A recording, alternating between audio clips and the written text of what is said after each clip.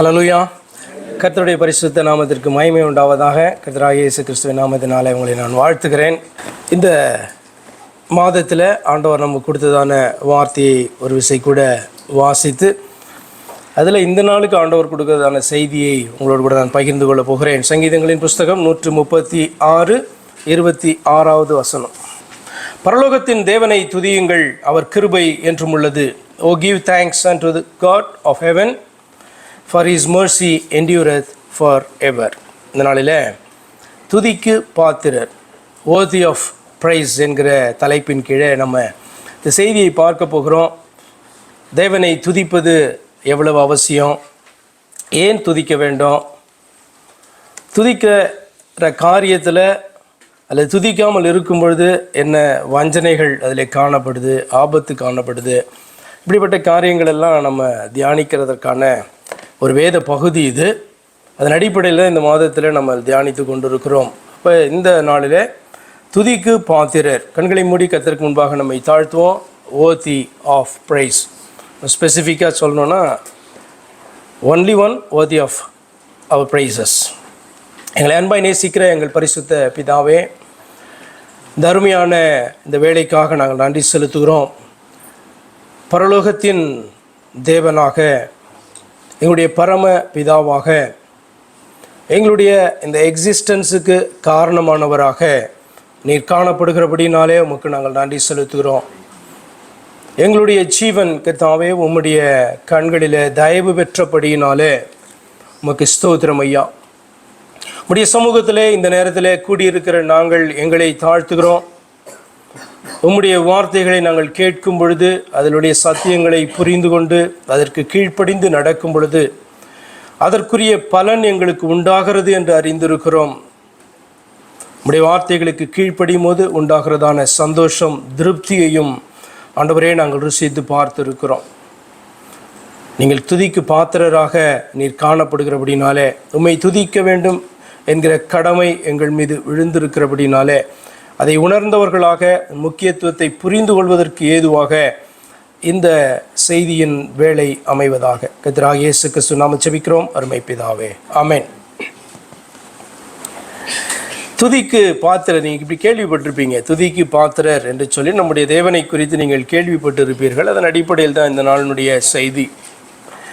கர்த்தர் என்ன துதிக்கணும்? அநேக காரியங்கள் அவரை குறித்து நாம் அறிந்திருக்கிறதான காரியங்கள், அவருடைய தன்மைகளை சொல்லி நம்ம என்ன பண்ணலாம், ஆண்டவரை துதிக்கலாம். இந்த இடத்துல இந்த பகுதியில் முக்கியமாக என்ன அவர் கற்றுக் கொடுக்கிறார் என்று சொன்னால், கர்த்தர் பரலோகத்தின் தேவன் என்று துதிக்கப்பட வேண்டியவர் என்று தான் அவர் ஆரம்பிக்கிறார். முதல் வசனத்தில் இப்படி தான் பார்க்குறீங்க, பரலோகத்தின் தேவனை துதியுங்கள் என்று அந்த சங்கீத பகுதி முடிவடைகிறது. ஆனால் என்னெல்லாம் துதிக்கிறார் என்பதை நீங்கள் ஆரம்பத்திலிருந்து பார்த்து கொண்டு வரும்போது, முதலாவது சொல்லுகிறார், கர்த்தரை துதியுங்கள், அவர் நல்லவர், அவர் கிருபை என்றும் உள்ளது. அப்படியானால் பரலோகத்தின் தேவனை துதிக்க வேண்டும் என்பது உண்மை. ஆனால் கர்த்தர் பரலோகத்தின் தேவன் என்று துதிக்கப்பட வேண்டியவர். The Lord has to be praised as God of heaven என்பதுதான் முதல் கற்றுக்கொள்ள வேண்டியதான காரியமாக இருக்கிறது. அதை மட்டுமா வேதம் சொல்லுகிறது? கர்த்தர் பரலோகத்தின் தேவன் என்று துதிக்கப்பட வேண்டியவர் என்று மட்டும் நாம் வாசிக்கிற இந்த வேதம் சொல்லாமல், கர்த்தர் மாத்திரமே துதிக்கப்பட வேண்டியவர் அல்லது அப்படிப்பட்ட துதிக்கு பாத்திரராய் இருக்கிறார் என்று வேதம் சொல்லுகிறது. சங்கீதங்களின் புஸ்தகம் 18:3 இப்படி வாசிக்கிறோம். 18:3 துதிக்கு பாத்திரராகிய கர்த்தரை நோக்கி கூப்பிடுவேன், அதனால் என் சத்துருக்களுக்கு நீங்களாகி ரட்சிக்கப்படுவேன் என்று பார்த்தீங்கன்னா, அந்த சங்கீத புஸ்தகத்தில் அந்த வார்த்தை இப்படி சொல்லுகிறது, துதிக்கு பாத்திரராகிய. அப்போ கர்த்தர் என்கிற ஒருவர் பரலோகத்தின் தேவன் என்று நாம் துதிக்க வேண்டும், அறிய வேண்டும் என்பது மாத்திரமல்ல, அவரை துதிக்க வேண்டும் என்று சொல்லுகிறதான வேதம். அவர் துதிக்கு பாத்திரராக காணப்படுகிறார், அதாவது இந்த கர்த்தர் என்கிறவரே துதிக்கு பாத்திரராக காணப்படுகிறார் என்றும் இந்த வார்த்தை சொல்லுகிறது. அதன் அடிப்படையில் தான் இந்த செய்தியினுடைய தலைப்பை கூட நான் வைத்திருக்கிறேன், worthy of praise. அடுத்ததாக நம்ம பார்க்கிறோம், பரலோகத்தின் தேவன் என்று துதிக்கப்பட பாத்திரராகிய கர்த்தர் என்று வேதம் சொல்லுகிறது, அறிந்திருக்கிறோம். ஆனால் அந்த கர்த்தர் இன்னார் என்றும் வேதம் மிக தெளிவாக சொல்லுகிறது. எல்லா காரியங்களிலும் வேதம் மிக தெளிவாய் காணப்படும். ஏனென்று சொன்னால், நாம் செலுத்துகிறதான அன்பு, வேறொன்றுக்கு போயிடக்கூடாது, விக்கிரகத்துக்கு போயிடக்கூடாது அப்படின்றதை போல நாம் ஏறெடுக்கிறதான துதிகள் அது அந்த ஒரே தேவனுக்கு மாத்திரமே போக வேண்டும் என்று ஆண்டவர் விரும்புகிறபடினாலே அதை குறித்தும் மிக தெளிவாய் தான் சொல்லுகிறார். கர்த்தரை துதிக்க வேண்டும் என்று சொன்னால், பரலோகத்தின் தேவனை துதிக்க வேண்டும்னா அடுத்த கேள்வி எங்கே வரும்? யார் பரலோகத்தின் தேவன், யார் கர்த்தர், யாரை துதிக்கணும் அப்படின்ற அடுத்த கேள்விக்கு இடம் கூடாதபடிக்கு வேதம் மிக அழகாக ஒரு காரியத்தை கற்றுக் கொடுக்கிறது. என்னவென்று சொன்னால், அந்த கர்த்தர் என்னார் என்பதையும் மிக தெளிவாய் சொல்லுகிறது. 1 கொரிந்தியர் புஸ்தகத்தில் 15ஆம் அதிகாரம் 47ஆம் வசனத்துடைய 2வது பகுதியை மாத்திரம் வாசிக்கிறேன். 1 கொரிந்தியர் 15:47 2ஆம் பகுதி. 2ஆம் மனுஷன் வானத்திலிருந்து வந்த கர்த்தர் என்று வாசிக்கிறோம். The second man is the Lord from heaven. The second man is a God from, or Lord from heaven கிடையாது, is the God, Lord from heaven. அர்த்தம் என்ன அப்படின்னு சொன்னால், பரலோகத்திலே காணப்படுகிற ஒரே கர்த்தர் நமக்காக 2ஆம் மனிதனாக இந்த பூமியில் வந்தார் அல்லது தோன்றினார் நம்மளை மீட்கும்படியாக. எவ்வளவு அழகாக இந்த வார்த்தை காணப்படுது பாருங்க. நம்ம அடுத்த போன வருஷத்தில் ஒரு மாதத்தில் சில காரியங்களை வாசித்தோம். தேவன் ஆதியானவர், எல்லாவற்றுக்கும் ஆதியானவர், முதன்மையானவர், எல்லாவற்றிலும் தன்னை தான் முதன்மை என்று சொல்லுகிறார்.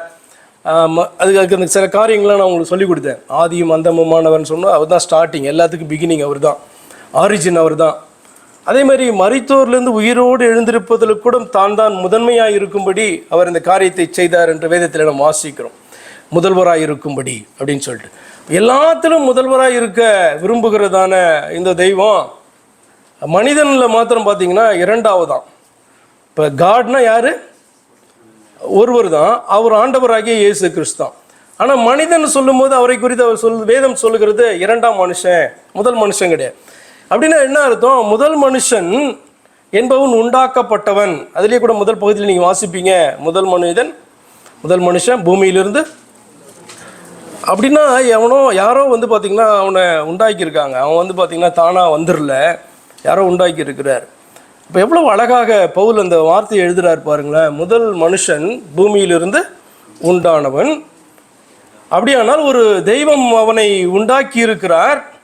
2ஆம் மனுஷன் வானத்திலிருந்து வந்த கர்த்தர். அப்போ அவனை உண்டாக்கினதான அந்த கர்த்தர் அவனை ரட்சிக்கும்படியாக, அவனுடைய சந்ததிகளை ரட்சிக்கும்படியாக 2ஆம் மனுஷனாக இந்த பூமியிலே அவர் வெளிப்பட்டார் என்று சொல்லுகிறது. அப்போ கர்த்தரை பரலோகத்தின் தேவன் என்று நாம் அறிந்து கொண்டாடுகிறது, துதிக்கிறது மாத்திரமல்ல, அந்த கர்த்தர் இன்னார் என்று அறிந்து அவரை துதிக்க வேண்டும் என்பதற்காக தான் இந்த வார்த்தையை சொன்னேன். அப்போ கர்த்தர் பரலோகத்தின் தேவன் என்று துதிக்க வேண்டும். அதே நேரத்தில் அந்த கர்த்தர் வானத்திலிருந்து நமக்காக இறங்கி நான் தான் சொன்னார் பாருங்க, அவர் தான். அவர் பேர் என்னதென்று அறிவிக்கப்பட்டதல்லவா சுவிசேஷத்தில், இயேசு கிறிஸ்து என்று அவர் தான். அப்போ 2ஆம் மனுஷன் வானத்திலிருந்து வந்த கர்த்தர். அப்போ ரொம்ப ஸ்பெசிஃபிக்காக யாரை நாம் துதிக்க வேண்டும், யாரை நாம் ஆராதிக்க வேண்டும் என்கிறதான காரியம் மிக அழகாக இந்த வேத பகுதியில் சொல்லப்பட்டு இருக்கிறது. அடுத்ததாக வேதம் பார்த்தீங்க அப்படின்னு சொன்னால், கர்த்தரை துதிக்க வேண்டும், பரலோகத்தின் தேவனை துதிக்க வேண்டும்னா அடுத்து நம்ம என்ன தான் பண்ணணும்? இந்த கர்த்தர் யார் என்று, இந்த பரலோகத்தின் தெய்வம் யார் என்று தேடுகிறதான ஒரு நிலைக்கு நம்ம தள்ளப்பட்டிருக்கோம். worshipper should find and identify who is that Lord. நான் யாரை துதிக்க வேண்டும், யாரை ஆராதிக்க வேண்டும் என்பதை நான் அறிய வேண்டும், ஐடென்டிஃபை பண்ணணும். அப்போ தான் பார்த்தீங்கன்னா அவரை நான் ஆராதிக்க முடியும். அப்போ இந்த வேத பகுதி ரொம்ப அழகாக ஒரு 10 ரீசன்ஸை சொல்லுகிறது. முதல் செய்தியில் நம்ம அதை பார்த்தோம், இருந்தாலும் நான் அதை டச் பண்ணுறேன். 10 காரணங்களை சொல்லுகிறது யாரை துதிக்க வேண்டும், ஏன் இவரை துதிக்க வேண்டும் என்பதற்கு ஒரு 10 காரணங்களை சொல்லுகிறது. 2வது வசனத்தில் நம்ம இப்படி வாசிக்கிறோம், தேவாதி தேவன் அவர். இந்த கர்த்தர் என்பவர் தேவாதி தேவனாய் இருக்கிறார் என்று சொல்லி அவரை குறித்து சொல்லுது. What it means? தேவாதி தேவன்னா என்னன்னு நினைக்கிறீங்க?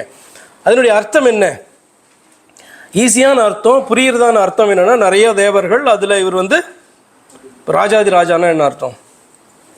நிறைய ராஜாக்கள் உண்டு, அதில் அந்த ராஜாக்களுக்கெல்லாம் ராஜாவாக காணப்படுகிறார், பேரரசன், எம்பரர், அப்படித்தானே?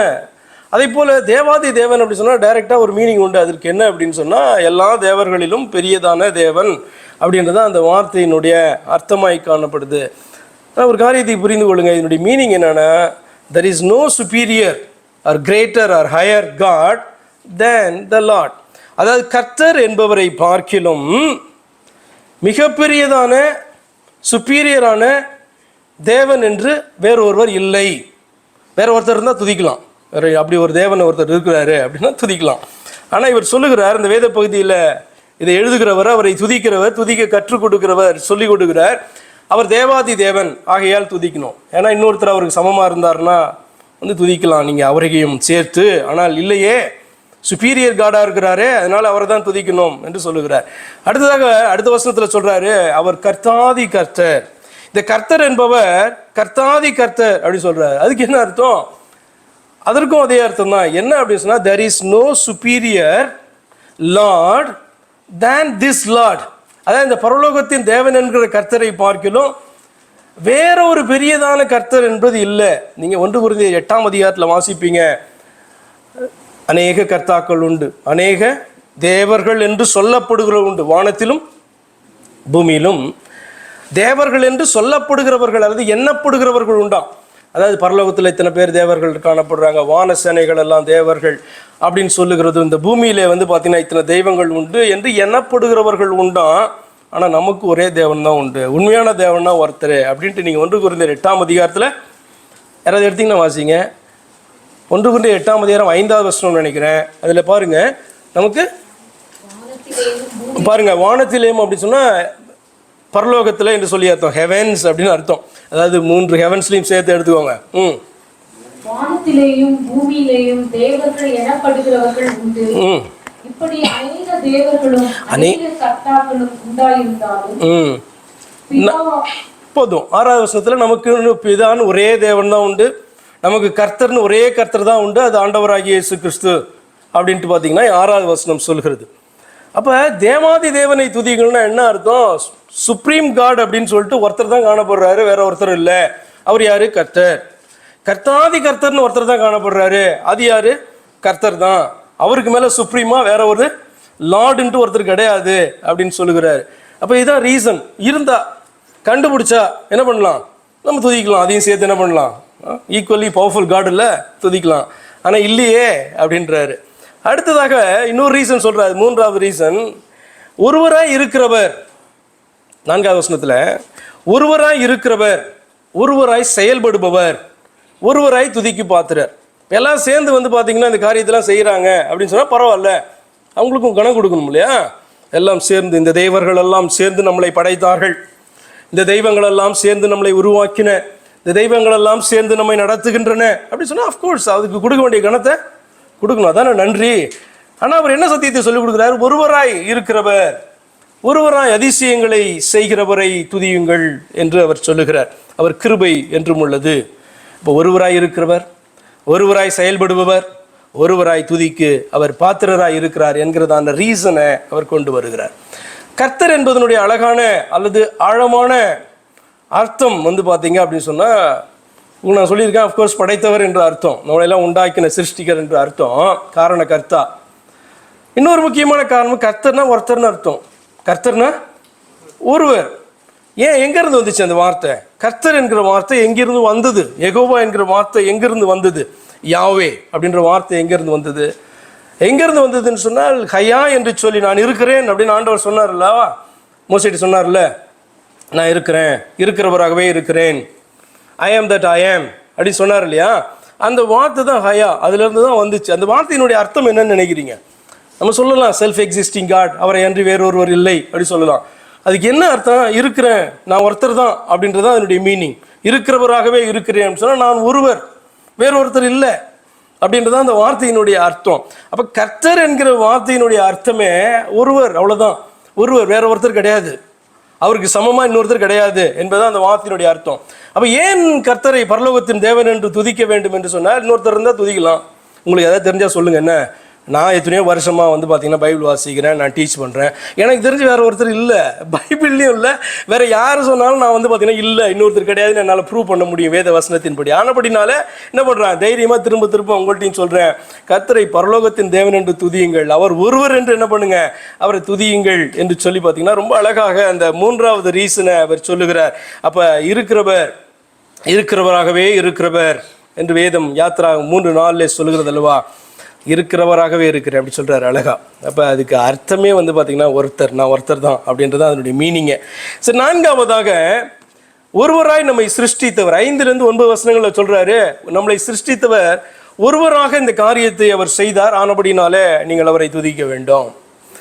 5ஆவதாக சொல்லுகிறார் 10-15 வசனங்களை பார்க்கும்போது, ஒருவராய் நம்மளை ரட்சித்தவர், விழுந்து போன மனுக்குலத்தை ஒருவராக மீட்டெடுத்ததான ஒருவர், ஆனபடினால் இந்த பரலோகத்தின் தெய்வத்தை துதியுங்கள், அவர் கர்த்தர். ஒருவராக நம்மை வழி நடத்துகிறவர் என்று சொல்லி 16ஆவது வசனத்தில் சொல்றார். இதெல்லாம் இஸ்ரவேலை கோட் பண்ணி தான் அவர் சொல்லுகிறார். நீங்கள் உடனே அவர்களே தானே அப்படி யோசிக்காதீங்க. இஸ்ரவேலர்கள் என்று சொன்னால் அது இன்றைக்கு காணப்படுகிற நம்மை குறிக்குது. அவர்களை கானான் நோக்கி கொண்டு போனார், உங்களை மீட்டெடுத்து பரலோகத்தை நோக்கி கொண்டு போறார். ஒரு வித்தியாசமே கிடையாது. நன்றாக புரிந்து கொள்ளுங்க. ஞான அர்த்தமாக அது வந்து பார்த்தீங்கன்னா நம்மை குறிக்கிற வார்த்தை. அப்போ ஒருவராக நம்மளை வழி நடத்துகிறவர், அப்படினால அவரை துதிக்க வேண்டும். ஒருவராய் தாம் ஆணையிட்டதை நிறைவேற்றினவர். அவர்களுக்கு ஆணையிட்டார், நிறைவேற்றினார். நடுவில் விடலை.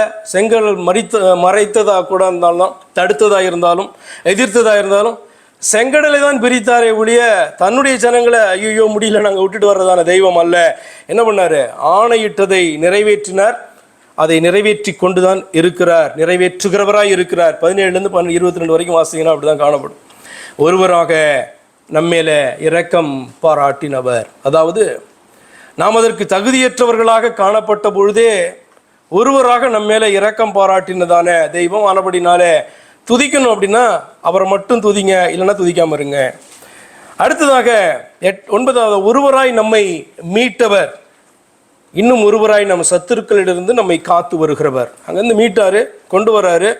நடுவில் சத்துருக்கள் தொடர்ந்து ஒவ்வொரு நேரங்களிலும் தேவ ஜனங்களுக்கு விரோதமாக எதிர்படுகிறார்கள். என்ன? ஆண்டவர் சொன்ன வாக்குத்தத்தம் பண்ணின காரியத்தை அவர்கள் சுதந்திரிக்க முடியாதபடிக்கு எதிர்த்து நிற்கும் பொழுதெல்லாம் ஆண்டவர் அவர்களை தொடர்ந்து என்ன பண்ணுறாரு? சத்துருக்களிலிருந்து காத்து வருகிறார். இன்றைக்கி நம்மளை அப்படி தான், நம்முடைய ஆத்துமாவை ஆண்டவர் மீட்டு அப்படியே விட்டுருல. இன்றைக்கு நமக்கு விரோதமான போராட்டம் மிகப்பெரியது தான். நம்முடைய ஆத்துமாவை விழுங்க பார்க்கிறதான காரியம் நம்மளை சுற்றி நடந்து கொண்டு இருக்கலாம். நம்மளை விழைத்தள்ளுகிறதான காரியங்களை நம்ம பார்த்து கொண்டு இருக்கலாம். ஆனாலும் நம்மளை இன்றைக்கும் காத்து வருகிறவர், நிற்கச் செய்கிறவர் நம்முடைய ஆண்டவர் அல்லவா? அவரை குறித்து வேதம் சொல்லுது, ஒருவராய் அதை செய்தாராம். நம்முடைய ஆத்துமாவை மீட்டவர் ஒருவராய் அந்த காரியத்தை அவர் செய்தார். ஆனபடினாலே துதிக்கணும், ஆராதிக்கணும். அப்படி சொன்னால் அவர் ஒருவரை தான் ஆராதிக்க வேண்டும். இல்லை என்று சொன்னால் ஆராதிக்க முதலாவது கற்றுக்கொண்டு ஆராதிக்க வேண்டும். தயவு செய்து நம்முடைய துதிகளை வேற யாருக்கோ நம்ம என்ன பண்ணுறோட கொடுத்து விட கூடாது. 10ஆவதாக சொல்கிறார், ஒருவராய் நம்மளை போஷிக்கிறவர்.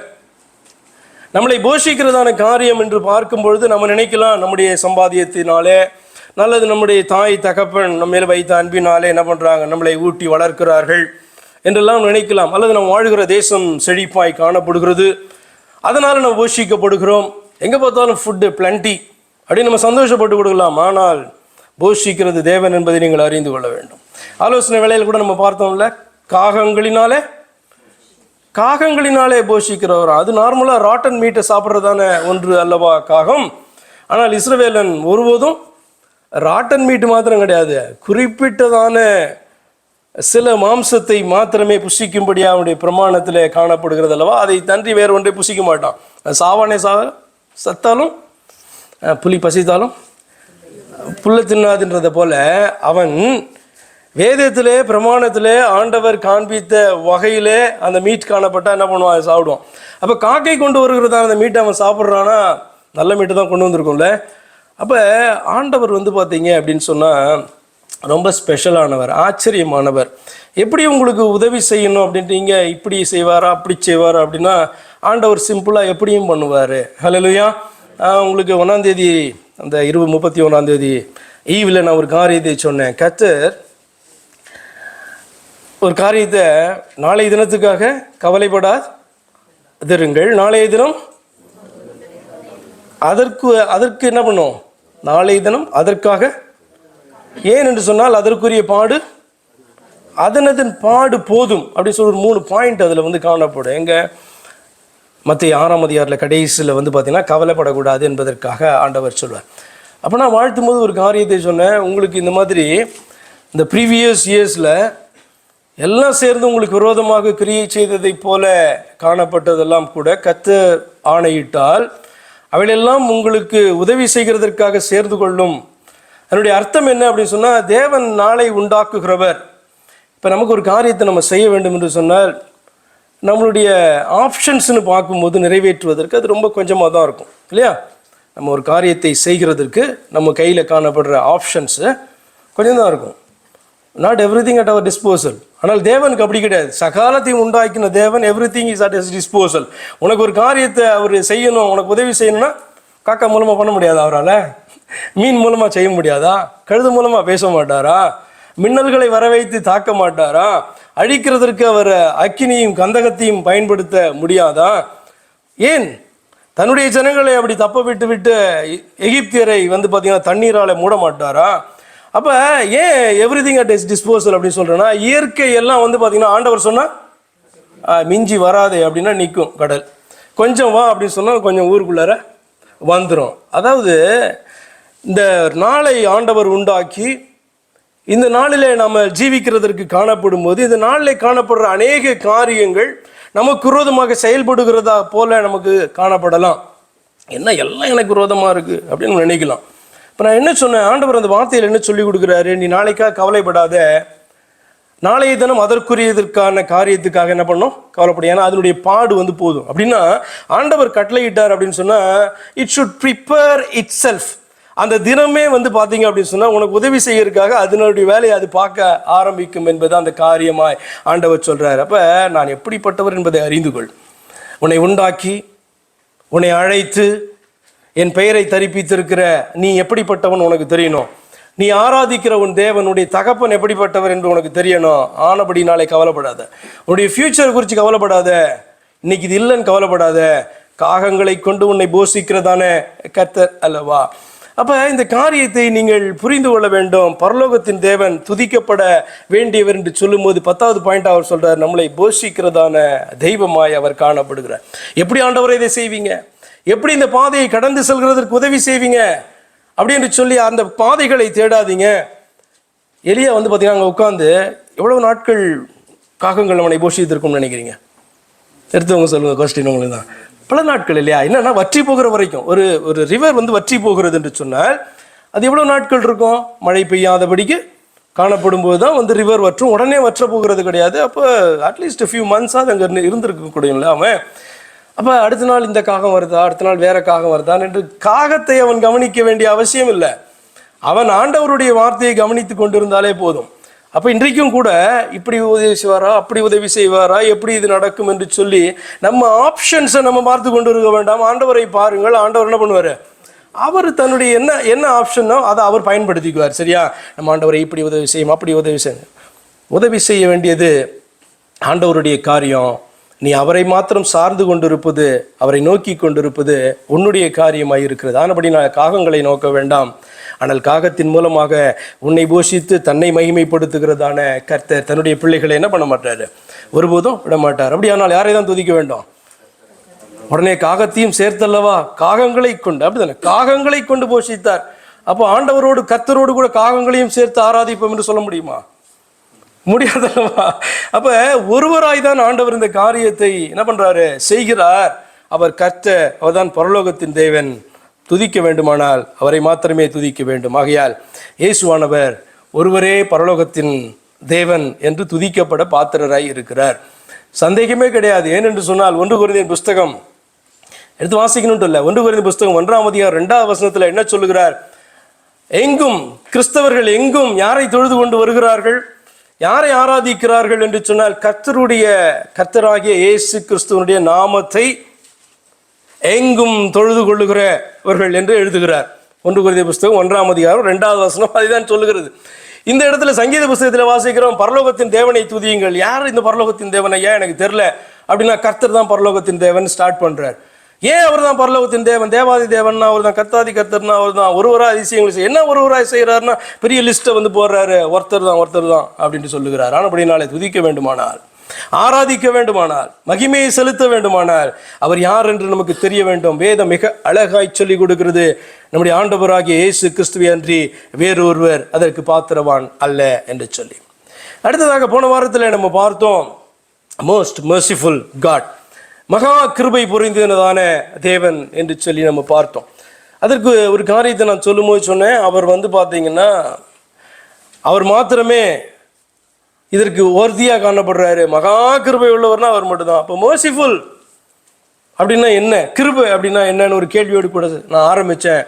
சிலதெல்லாம் நான் லிஸ்ட் பண்ணேன். ரொம்ப சிம்பிளாக ஜென்ரலாக எல்லாரும் அக்செப்ட் பண்ணிக்கிறதான காரியம், அன்வர்தி பர்சனுக்கு கிடைக்கிறதான ஒரு ஆசீர்வாதம். தகுதியற்ற ஒருவன் பெற்றுக்கொள்ளுகிற, அவனுக்கு கொடுக்கப்படுகிற, அவனுக்கு கிடைக்கிறதான ஒன்று என்று பார்த்தோம். அப்போ merciful means having mercy on unworthy one. நம்ம எல்லாத்துக்கு பாத்திரவான்களே அல்ல, நமக்கு ஆண்டவருடைய கிருபை கிடைத்தது அல்லவா, அவரை அறிந்திருக்கிறோம் அல்லவா, அதுக்கு பேர் மர்சிஃபுல், கிருபை உள்ளவர் என்று அர்த்தம். ஆனால் பிரைசிங், துதி என்று சொல்லி வரும்போது it belongs to the worthy one. Unworthy ஒன்னுக்கு கிடைக்கிறதுக்கு பேர் வந்து கிருபை அப்படின்னு சொன்னால், பிரைசிங் அப்படின்னு சொன்னால் அந்த அன்வர்தி ஒன் ஓதி ஒன்று அவர் மட்டுமே பாத்திரராக இருக்கிற பாருங்க, அவரை துதிக்கிறான் பாருங்க, அதுக்கு பேர் தான் வந்து துதி. God deserves praise, so we must praise. அவர் அதற்கு பாத்திரவானாக தகுதி உள்ளவராக காணப்படுகிறார். எதுக்கு? நம்முடைய துதிகளுக்கு, நம்முடைய கணத்திற்கு, நாம் அவரை மகிமைப்படுத்துவதற்கு அவர் ஒருவர் மட்டுமே பாத்திரராக அவர் காணப்படுகிறார். அதாவது தகுதி உள்ளவராக. God deserves, so we praise him. But we don't deserve salvation. நம்ம வந்து நான் ரட்சிப்புக்கு தகுதியானவன் அப்படின்ட்டு யாராவது ஒருத்தர் நம்ம சொல்லிக்க முடியுமா? யாராவது சொல்ல முடியுமா? நம்ம ரட்சிப்புக்கு பாத்திரவான்களே அல்ல. ஒரு பாவம் கூட செஞ்சிருக்க மாட்டோம். ஒரு பாவம் செய்தாலே நம்ம நரகத்தில் அழிக்கப்படுவதற்கு தான் பாத்திரவான்களாய் காணப்படுகிறோம். ஆக்கினையை சுமப்பதற்கு தான் பாத்திரவான்களாய் காணப்படுகிறோம்.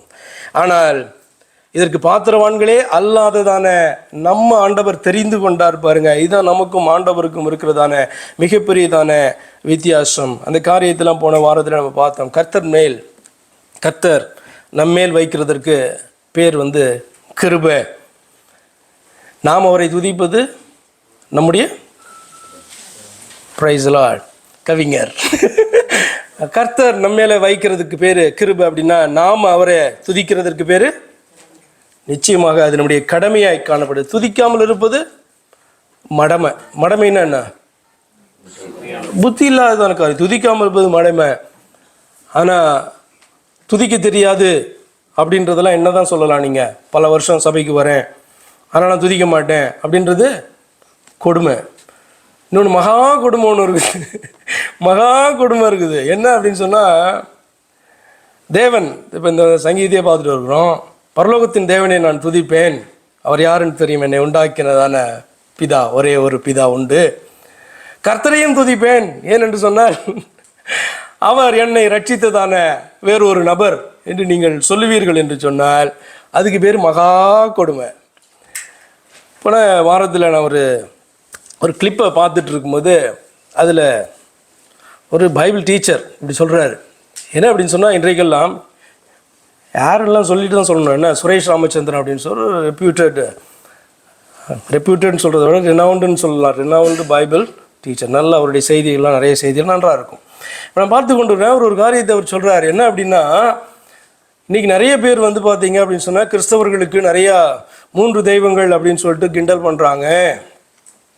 யாரை சொல்கிறாருன்னு தெரில. ஏன்னா நிறையா மதத்தினர் வந்து பார்த்திங்கன்னா, அதாவது மோனோஸ்டிஸ்டிக் ரிலீஜியன் அப்படி தான் வந்து கிறிஸ்தவர்களை சொல்லுகிறார்கள். அல்ல, யூதர்களும் சரி இஸ்லாமியர்களும் சரி கிறிஸ்தவர்கள் 3 தெய்வங்களை பணிந்து கொள்ளுகிறார்கள் அப்படின்ட்டு சொல்லுகிறதான காரியம் உண்டு. அப்போ மேபி அதை கோட் பண்ணி சொல்கிறாரான்னு தெரியல. கிறிஸ்தவர்களுக்கு 3 தெய்வங்கள்லாம் கிடையாது. நமக்கு ஒரே தெய்வம். கிறிஸ்தவர்களுக்கு வேதத்தின் அடிப்படையில் ஒரே தெய்வம் தான் உண்டு. 3 தெய்வங்கள் அல்ல, ஆனால் 3 நபர்கள் உண்டு அப்படி சொல்கிறார் அவர். அப்போ இவர் வந்து ஒரு பைபிள் டீச்சர். நான் எதற்காக இதெல்லாம் கோட் பண்ணி சொல்கிறேன் அப்படின்னு சொன்னால், எப்படியெல்லாம் ஜனங்கள் ஏமாற்றப்படுகிறார்கள். மற்ற செய்திகளை நீங்கள் கேட்கும் பொழுது அவர்களை கண்டுபிடிக்க முடியாது, அவர்களுக்குள்ளே இருக்கிற ஆவியை கண்டுபிடிக்க முடியாது, அவர்களுடைய தெய்வ நம்பிக்கையை கண்டுபிடிக்க முடியாது. ஆனால் கிறிஸ்துவை குறித்து அவர்கள் பேசும்பொழுது அவர்களுக்குள்ளே இருக்கிறதான ஆவி என்னதென்று தெரியும், அவருடைய தெய்வ நம்பிக்கை என்னதென்று தெரியும். அப்போ ஒரு ஃபேமஸான ஒரு பைபிள் டீச்சரால் தன்னுடைய வேதத்தின் தெய்வம் யாருன்னு சரியாக சொல்லிக் கொடுக்க முடியாத சூழ்நிலையில் காணப்படுவார் என்றால், அவர் எத்தனை பேரை வந்து பார்த்திங்கன்னா வழிவிலக செய்ய முடியும் என்பதற்காக தான் வந்து பார்த்திங்கன்னா பெயரை சொல்லி நான் குறிப்பிட்டு செய்தியின் வேளையில் நான் இதை பகிர்ந்து கொள்கிறேன். அப்போ வேதம் மிக அழகாக சில காரியங்களை நமக்கு சொல்லிக் கொடுக்கல. கொஞ்சம் சிந்தித்து பாருங்களேன். அதாவது 3 தெய்வங்கள் கிடையாது, அக்செப்ட் பண்ணிக்கிறோம், ஒரே தெய்வம் தான். ஆனால் 3 நபர்கள் அப்படி சொன்னால் என்ன அர்த்தம்? 3 நபர்கள்னா என்ன அர்த்தம்? 3 நபர்கள்னா திரும்பவும் 3 பேர் தான் அர்த்தம். 3 ஆவிகள் என்று சொன்னால் ஆனால் வேதம் சொல்லுகிறது ஒரே ஆவி, நமக்கு ஒரே ஆவி தான் உண்டு வழிபடுகிறதற்கு. தேவனுடைய ஆவி ஒன்று தான். பிதா ஆவியானவராய் இருக்கிறார் அப்படி சொல்லுதில்ல வேதம். பிதா ஆவியாய், பரிசுத்த ஆவின்ற வார்த்தை வேதத்தில் நீங்கள் வாசித்திருக்கீங்களா? தேவனுடைய ஆவி என்று. நீங்கள் கர்த்தரே ஆவியானவன்ற வார்த்தையும் வாசித்திருக்கீங்களா? கர்த்தர்னா இயேசு கிறிஸ்து தானே. ஆனால் 2 கொரிந்தியர் 1ஆம் அதிகாரத்தில் வாசிக்கிறோம் கர்த்தரே ஆவியானவர் அப்படின்னு வேதத்தில் வாசிக்கிறோம். அப்போ 3 ஆவிகளா? இல்ல. அப்போ 3 நபர்கள் என்கிறதான வார்த்தை ஏன் சொல்லப்படுகிறது, எங்கிருந்து சொல்லப்படுகிறது? கர்த்தர் தெய்வமானால் கர்த்தரை தெய்வம்னு சொல்லு. இல்லை கர்த்தர் மாத்திரம் தெய்வம் கிடையாதுன்னா கர்த்தரும் எனக்கு தெய்வம் என்று வைத்துக்கொள். அப்போ கர்த்தர் நம்மையில வைத்ததுக்கு பேர் கிருபையானால் கர்த்தரை மாத்திரமே துதிக்கிறதற்கு பேர் என்ன அப்படின்னு சொன்னால் அவருடைய பிள்ளைகள், அவரை அறிந்தவர்கள், வேத வார்த்தைக்கு கீழ்ப்படுகிறவர்கள் என்ற அர்த்தம். அது நம்மேல் விழுந்ததான கடமையாக அது காணப்படுது. Why praising the Lord is a clear cut command and warning. மிக தெளிவாக நான் ஆரம்பத்திலே சொன்னேன், வேதத்தில் சொல்லப்பட்டிருக்கிறதான அத்தனை காரியங்களும் தெளிவற்றது கிடையாது. நமக்கு தெளிவற்றதுன்னு நினைக்கிறோம் அப்படின்னு சொன்னால் நம்ம வேதத்தை வாசிக்கலை, வேதத்தை கற்றுக்கொள்ளலை என்ற அர்த்தம். வேதத்தில் சொல்லப்பட்டிருக்கிற அத்தனை காரியங்களும் யார் தெய்வம் என்பதிலிருந்து நீ எப்படி ரட்சிக்கப்பட முடியும், எப்படி நீ நியாய தீர்ப்பை அடைய போகிறாய் என்கிற சாரியம் வரைக்கும் முழுமையாக மிக தெளிவாய் தான் வேதத்திலே சொல்லப்பட்டிருக்கு. அதை போல இந்த கமாண்டும் பரலோகத்தின் தேவனை துதியுங்கள் என்கிறதான அந்த கமாண்டோ ரொம்ப கிளியராக சொல்லப்பட்டிருக்கு. ஏன் இது அவசியம் என்று சொல்லி பார்ப்பீங்கன்னா சில பாயிண்ட்ஸ் மனிதனுடைய ஜீவன் சம்பந்தப்பட்ட கட்டளையாக அது காணப்படுது. போன வாரமாக அதுக்கு முந்தின வாரமாக நான் கேட்டேன், நான் ஆண்டவர் பேசுகிற அத்தனை காரியத்திலையும் ஜீவன் சம்மந்தப்பட்டிருக்கா அப்படின்னு நான் கேட்டேன். இல்லை, ஆண்டவர் நம்மோடு கூட பேசுகிற அத்தனை காரியங்களிலும் நம்முடைய ஜீவன் சம்மந்தப்பட்டு இருக்கிறதா அப்படின்னா சந்தேகமே இல்லாமல் எஸ், அது நம்முடைய ஜீவன் சம்பந்தப்பட்டதான காரியம். அதுதான் ஆதியாகமத்திலேருந்து சில பாயிண்ட்ஸ் நான் சொன்னேன். ஏன்னா இல்லை, யாருக்காவது டவுட் இருந்தால் கை தூக்கும், நான் சொல்கிறேன் திரும்ப. கர்த்தர் பேசுகிற அத்தனை காரியத்திலும் நம்முடைய ஜீவன் சம்மந்தப்பட்டிருக்குன்னு யார் நம்ப மறுக்கிறீர்கள்? சரி, ஓகே, எல்லாத்துலேயும் ஜீவன் சம்மந்தம். உன்னை பார்த்து ஏதாவது ஒன்று பேசினாருன்னா அதில் உன் ஜீவன் அடங்கி இருக்குது, பைண்ட் பண்ணுறாரு, அந்த வார்த்தையோடு கூட பைண்ட் பண்ணுறாருல்ல. என்ன பேசினாலும், என்ன வார்த்தையை கொடுத்தாலும், என்ன வார்த்தையை உன்னோடு கூட பேசினாலும் அதில் என்ன சம்மந்தப்பட்டு இருக்குன்னு சொன்னால் உன்னுடைய ஜீவனை அதில் சம்மந்தப்படுத்தி பேசுகிற. கீழ்ப்படியும் போது, அக்செப்ட் பண்ணிக்கும் போது ஜீவன் உண்டு, கீழ்ப்படியாத போது, அதை அலட்சியம் பண்ணும்போது அதில் சாபமும் மரணமும் உண்டு என்பது வேதத்தில் அடங்கி இருக்கிறதான ஈஸியாக புரிந்து கொள்ள வேண்டியதான சத்தியம். உங்களுக்கு எல்லாருக்கும் புரியும் நீங்கள் சொல்லிட்டதுனால I don't want to go into that. மனிதனுடைய ஜீவன் சம்பந்தப்பட்ட ஒரு கட்டளையாக அவரை துதிக்க வேண்டும், அவரை மட்டுமே துதிக்க வேண்டும். அதுவும் இயேசு கிறிஸ்து என்கிறவரை மட்டும்தான் துதிக்கணும். ஏன்? அவர் தான் இவர் என்று தெரியும், ஆனபடினால் அவரை மட்டும்தான் துதிக்க வேண்டும். யாத்திரா புஸ்தகம் 22:20 வாசிக்கணும். யாத்திராகம் 22:20 கர்த்தர் ஒருவருக்கே ஒழிய வேறே தேவர்களுக்கு பலியிடுகிறவன் சங்கரிக்கப்பட. உடனே பலின்னோட ஆடு மாடுகள், ஆண்டவர் தெரிந்து கொண்டதான அந்த மிருகங்களை பலியிடுகிறது என்று பார்த்தீங்கன்னா நீ எடுத்துட்டு நீங்கள் வேறு விதமாக என்ன பண்ணாதீங்க. இது ரொம்ப சிம்பிளை பண்ணி நேரம் ஆக்கிறாதீங்க. இதை என்ன அப்படின்னு சொன்னால் பலிகள், காணிக்கைகள் எல்லாம் பார்த்தீங்கன்னா எதோடு கூட சம்மந்தப்பட்டது? ஆராதனையோடு கூட சம்பந்தப்பட்டது தான். அப்போ கர்த்தர் ஒருவருக்கே ஒழிய வேறே தேவர்களுக்கு பலியிடுகிறவன் சொன்னால் கர்த்தர் ஒருவரை அன்றி வேறே தேவர்களும் உண்டு என்று அவன் நம்புகிறபடியினால் தான் போய் என்ன பண்ணுறான், அதுக்கு பலியிடுறான். அப்படி தானே? ஆமாவா இல்லையா? இப்போ எதுக்கு போய் ஒரு பலியிடுறான்? இப்போ எதுக்கு பார்த்தீங்கன்னா மனுஷன் இந்த ஒரு கோயிலை தேடுறான், இன்னொரு கோயிலையும் தேடுறான். அதுக்கு என்ன ரீசன்? எல்லாம் ஒன்றுன்னு நினைக்கிறான். இல்லை அப்படின்னு சொன்னால் இங்கே நடக்கணும்னா அங்கே நடக்கும்னு நினைக்கிறான். அப்போ இது விசுவாசம் சம்மந்தப்பட்ட காரியம். அப்போ பல இடங்களுக்கு ஓடுகிறதான காரியம், பல இடங்களில் இருக்கிறதான அவைகளை தெய்வங்கள் என்று நம்புகிறதான காரியம், இதெல்லாம் பார்த்தீங்கன்னா விசுவாசம் சம்பந்தப்பட்டதான ஒரு காரியமாக இருக்கிறது. ஆனபடி நான் சொல்கிறார், கர்த்தர் ஒருவரே ஒழிய வேறே தேவர்கள் உண்டு நீ நம்புற, அதனால தான் பலியிட போற. சும்மா சொல்லல ஆண்டவர், என்னடா சங்கரிச்சிடுறேன் அப்படின்றாரு அப்படின்னு சும்மா கிடையாது, ஃபேக்டை பேசுறாரு ஆண்டவர். கர்த்தர் ஒருவருக்கே ஒழிய வேறே தேவர்களுக்கு பலியிடுகிறவன் சங்கரிக்கப்பட்டவன். அப்படியானால் பரலோகத்தின் தேவனை துதியுங்கள் என்றால் கர்த்தர் ஒருவரையே துதிக்க வேண்டும் என்பது நம்முடைய ஆத்மா சம்பந்தப்பட்ட ஒரு காரியமா இல்லையா? புரியுதா? எல்லாருக்கும் புரியுதா புரியலையா? ஆமாங்க, நம்முடைய ஆத்மா சம்பந்தப்பட்ட காரியமாய் அது காணப்படுகிறது. ஆனபடினாலே துதிக்க வேண்டும். ஆனால் யாரை துதிக்க வேண்டும் என்பதை அறிந்து என்ன பண்ணணும்? துதிக்க வேண்டும். அவரை மாத்திரம்தான் என்ன பண்ண வேண்டும்? நம்ம கனப்படுத்த வேண்டும். தேவனுடைய இரண்டாவதாக, தேவனுடைய கோபாக்கினையை சம்பாதிக்காமல் இருக்க கொடுக்கப்பட்டதான ஒரு கட்டளை யாத்திராகமம் 34:14 சொல்கிறது. யாத்திராகமம் 34:14. கர்த்தருடைய நாமம் எரிச்சல் உள்ளவர் என்பது. அவர் எரிச்சல் உள்ள தேவனே, ஆகையால் அந்நிய தேவனை நீ பணிந்து கொள்ள வேண்டாம். கர்த்தருடைய நாமம் எரிச்சல் உள்ளவர் என்பது, அவர் எரிச்சல் உள்ள தேவன். கர்த்தர் எரிச்சல் உள்ள தேவன் தான். அவர் இந்த பூமியில நமக்காக ஒரு மனிதனாக வந்து நின்று, அவர் பார்த்தீங்கன்னா இப்படி அடித்தா அந்த கண்ணத்தை காமிச்சு, முதுகில் அடி போட்டாலாம் வாங்கி, முதுகை கிழின்னு கிழிச்சாலாம் பார்த்தீங்கன்னா அமைதியாய் காணப்பட்டபடினாலே பாரு எப்படியெல்லாம் சகிக்கிறாரு அப்படின்ட்டு நம்ம என்ன பண்ணலாம்? நினைத்து கொண்டு பாவத்தின் மேலே பாவத்தை பண்ணி கொண்டு அவர் ரெண்டாவது நபர் என்று சொல்லி, அதாவது அடுத்தவர் தான் இவர் அப்படின்னு நம்ம சொல்லி கொண்டு இருப்போம்னா, கொஞ்சம் சிந்தித்து பாருங்க. கர்த்தருடைய நாமம் எரிச்சல் உள்ளவர் என்பது, அப்போ அந்த தேவன் நம்முடைய பாவங்களை சுமப்பதற்காக சுமந்து கொண்ட பின்பு நீ இன்னும் பார்த்தீங்கன்னா அவர் வேற ஒருத்தர் அப்படின்ட்டு நீ ஒரு அந்த இடத்துல அவரை நீ வைப்பாயானால் அவருடைய எரிச்சல் கம்மியாகுமா இன்னும் அதிகமாகுமா? கொஞ்சம் சிந்தித்து பாருங்க. கர்த்தருடைய நாமம் அது மாறாதது. கர்த்தருடைய நாமம் எரிச்சல் உள்ளவர், அவர் எரிச்சல் உள்ள தேவனே. ஆகையால் அந்த ஒரு ரீசனுக்காக அந்நிய தேவனை நீ பணிந்து கொள்ள வேண்டாம். கொஞ்சம் சிந்தித்து பாருங்க. ஆரம்பத்தில் சொல்ல தேவாதி தேவன்னா என்ன? தேவாதி தேவன்னா there is no superior God than this Lord.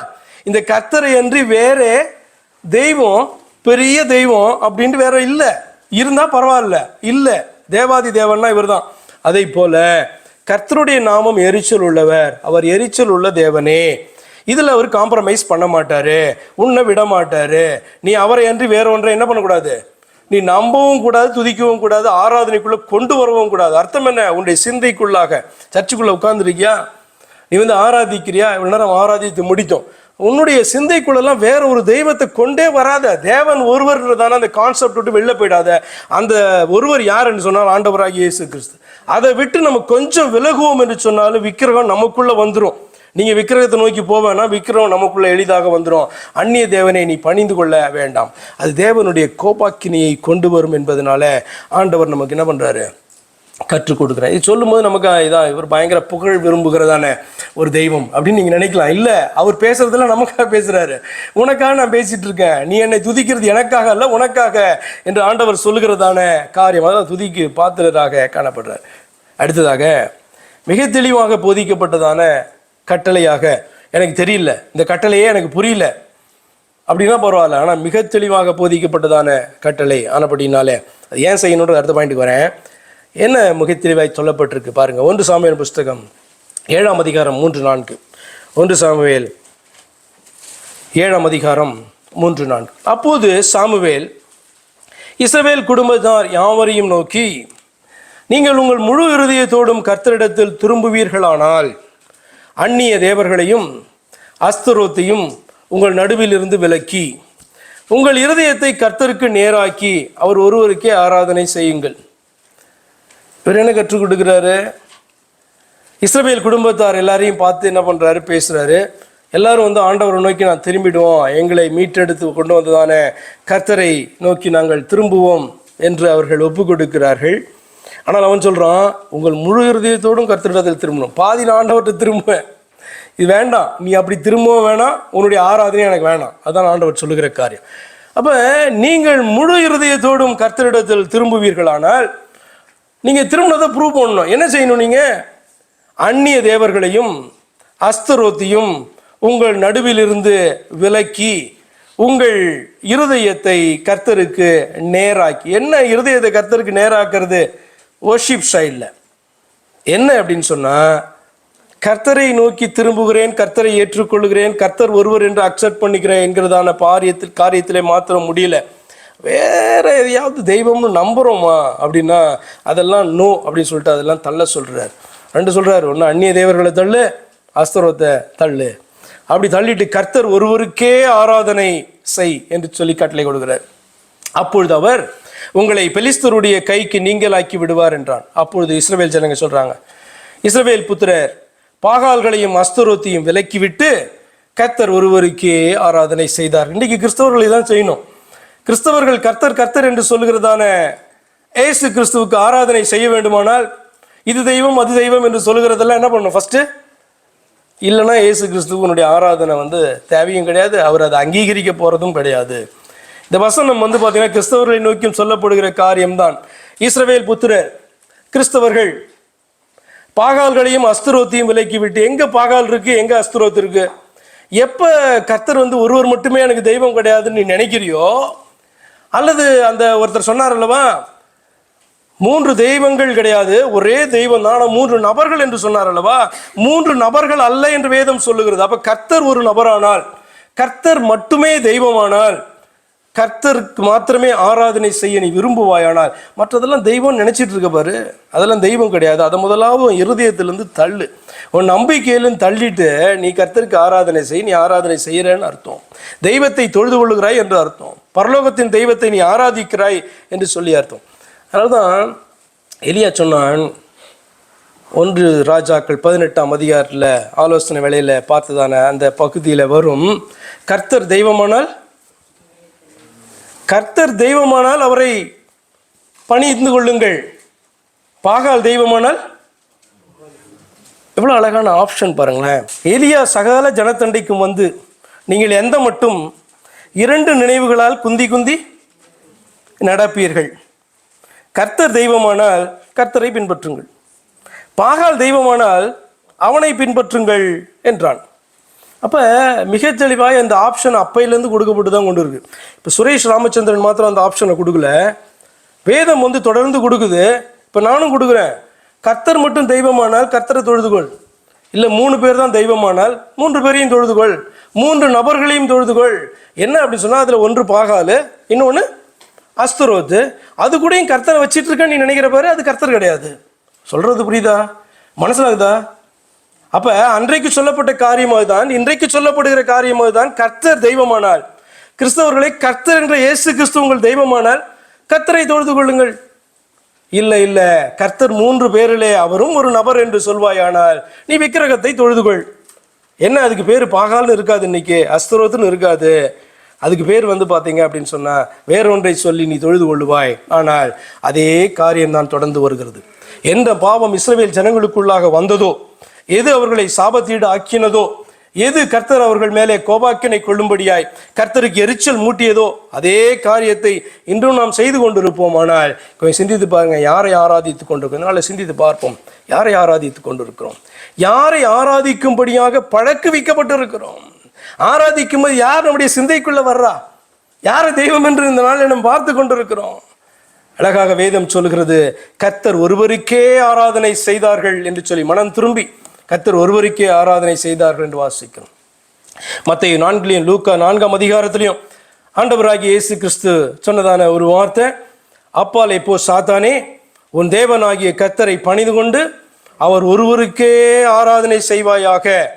நீ ஆராதனை செய்ய வேண்டும் ஒருவருக்கே, ஆனால் அதுக்கு முன்னாடி நீ கண்டுபிடிக்கணும் உன் தேவனாகிய கர்த்தர் யார் என்று, எத்தனை நபர் என்று நீ கண்டுபிடி. 3 நபர் என்றால் தைரியமா சொல்லு, 3 நபர் என்று தைரியமா சொல்லு, 3 தெய்வங்கள் என்று தைரியமா சொல்லு, நான் விக்கிரக ஆராதனை தான் செய்கிறவன் என்று தைரியமா சொல்லு. கர்த்தர் மாத்திரமே தெய்வமானால் கர்த்தரே என்னுடைய தெய்வம், அவர் ஒருவர் தான் என்று சொல்லு. கொஞ்சம் சிந்தித்து பாருங்க, ஆண்டவராகிய இயேசு கிறிஸ்து இந்த பூமியிலிருந்து பரலோகத்திலே அப்பா பிதாவே என்று சொன்னார். அங்க இருக்கிறவர் பரலோகத்திலிருந்து என்னுடைய நேசகுமார் என்று சொன்னார். அப்போ 2 பேர் தானே, 2 பேர் தானே. கொஞ்சம் சிந்தித்து பாருங்க, உங்களுடைய சிந்தனைக்காக ஒரு காரியத்தை நான் வைக்கிறேன். தேவன்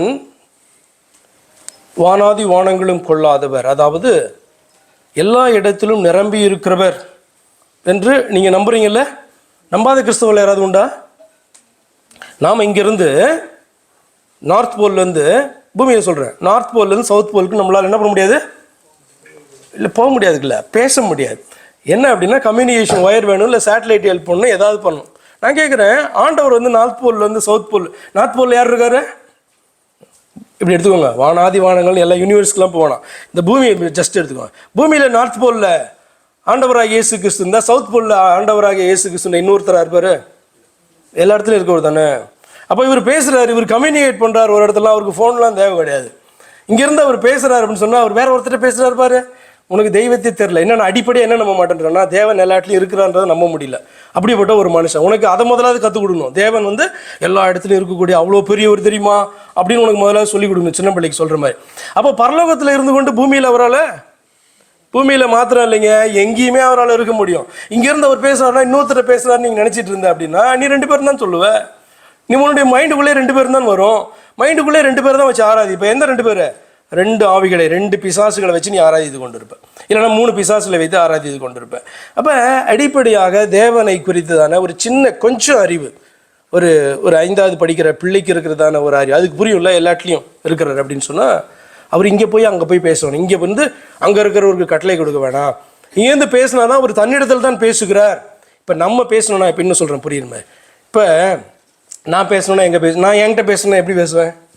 நான் என்கிட்ட பேசணுன்னா நான் உள்ளே பார்த்து தான் பேசுவேன்ல. என் ஆத்துமாவே கர்த்தரை ஸ்தோத்திரி அப்படின்னு சொல்லுவேன்.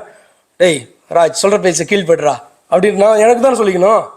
நான் அங்கே பார்த்து சொல்லுவேன், கொஞ்சம் சிந்தித்து பாருங்களேன், நீ ஏன் கீழ்ப்படியாமல் இருக்கு? ஆண்டவர் சொல்கிறார்ல கீழ்ப்படி அப்படின்னு. நான் எங்கேயோ பார்த்து பேசுனா நீங்கள் லூசுன்னு நினைப்பீங்களா இல்லையா? நாங்கள் கிடையாது. நான் எங்கே இருக்கேன்? இங்கே தான் நிற்கிறேன். நான் பேசணுன்னா என்ன பண்ணணும்? எனக்குள்ளே தானே பேசணும். கொஞ்சம் சிந்தித்து பாருங்க, தேவன் பேசணுன்னா தனக்குள்ளே பேசணுமா அல்லது எங்கே வேணால் பார்த்து பேசலாமா? அவர் நீங்கள் தனக்குள்ளே தான் அவர் பேசிக்கணும் அப்படின்னு நினச்சிங்கன்னா அவர் என்ன சொல்லிக்கணும்? என்ன ஆத்மாவே கர்த்தரை ஸ்தோத்திரின்னு அவர் தான் சொல்லிக்கணும். ஆனால் அப்படி அல்ல, அவர் எங்கே வேணாலும் பார்த்து பேசலாம். ஏன்? அவர் எங்கேயும் இருக்கிறார். நம்புங்க, ரொம்ப சிம்பிள், எங்கேயும் இருக்கிறார் என்பதை நம்ப வேண்டும்.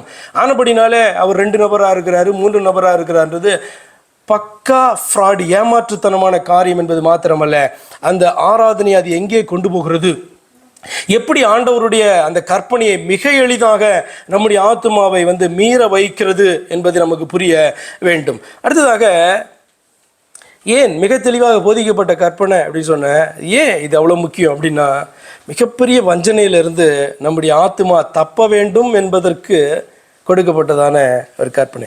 2 வேதத்தில் இருக்க 2 பகுதிகளை நம்ம பார்க்கலாம். ஏசாயா தீர்க்கதரிசன புஸ்தகம் 14ஆம் அதிகாரத்தில் 13-14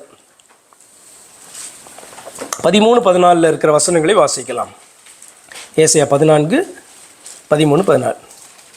இது வந்து நம்ம இன்னைக்கு பிசாசு, சாத்தான் அப்படின்னு சொல்லிட்டு இருக்கோம்ல, பெயல்சபூல், இப்படி வந்து பார்த்திங்கன்னா நிறைய பேர் காணப்படுது. வலு சர்ப்பம் அப்படின்னு, நம்முடைய சத்துரு, அவர் அட்வர்சரி அப்படின்லாம் சொல்கிறோம்ல, அவனை குறித்ததான காரியம் வந்து அங்கே எழுதப்பட்டிருக்கு. சுருக்கமாக அவன் சொல்கிறான், நான் வானத்துக்கு ஏறுவேன்.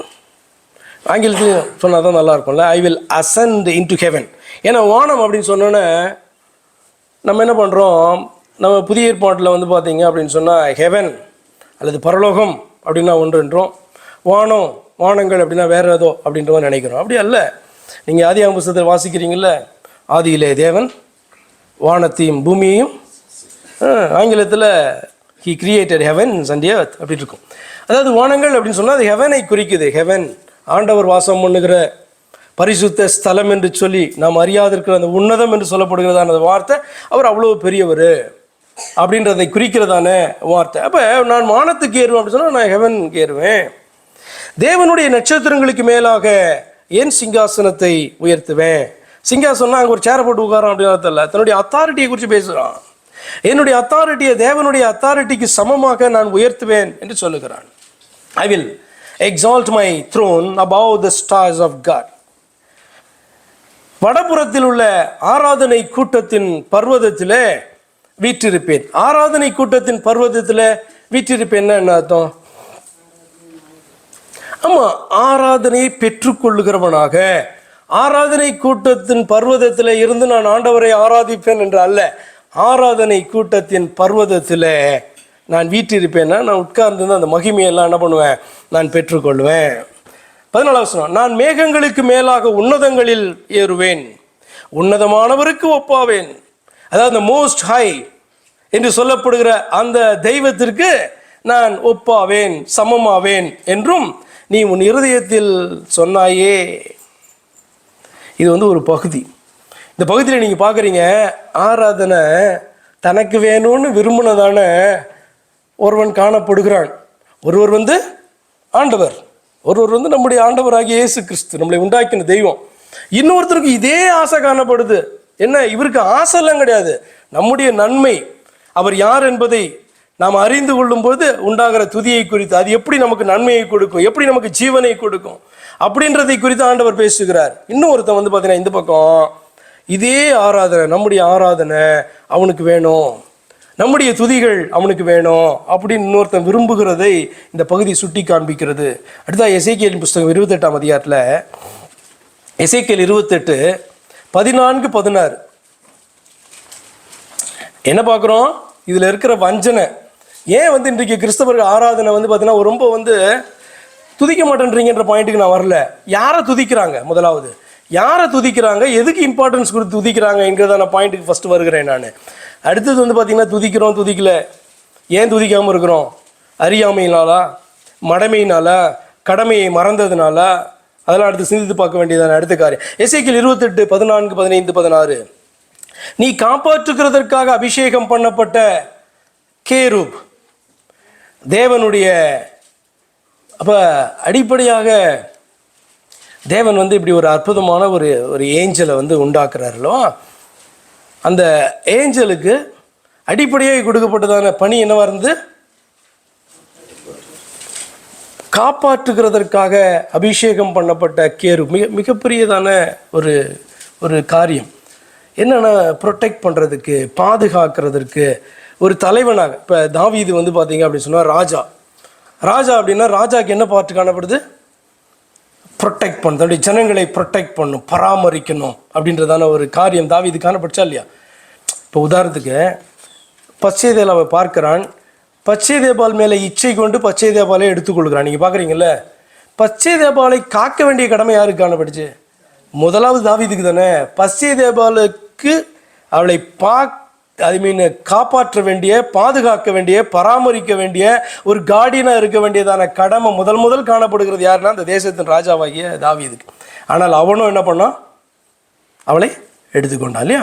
இப்போ சிந்தித்து பாருங்க, காப்பாற்றுகிறதற்காக அபிஷேகம் பண்ணப்பட்ட கேரூப் அப்படின்னு சொன்னால் காக்குறதற்காக, தேவன் ஏற்படுத்தி வைத்திருக்கிற காரியங்களை காபந்து பண்ணுகிறதற்காக அப்படின்னு சொன்னால், மற்றதெல்லாம் ப்ரொடெக்ட் பண்ணுறதுக்காக மாத்திரமல்ல, அவன் தன்னையே ப்ரொடெக்ட் பண்ணுறதுக்காக, தன்னுடைய ஸ்தானத்திலிருந்து விழுந்துடக்கூடாது.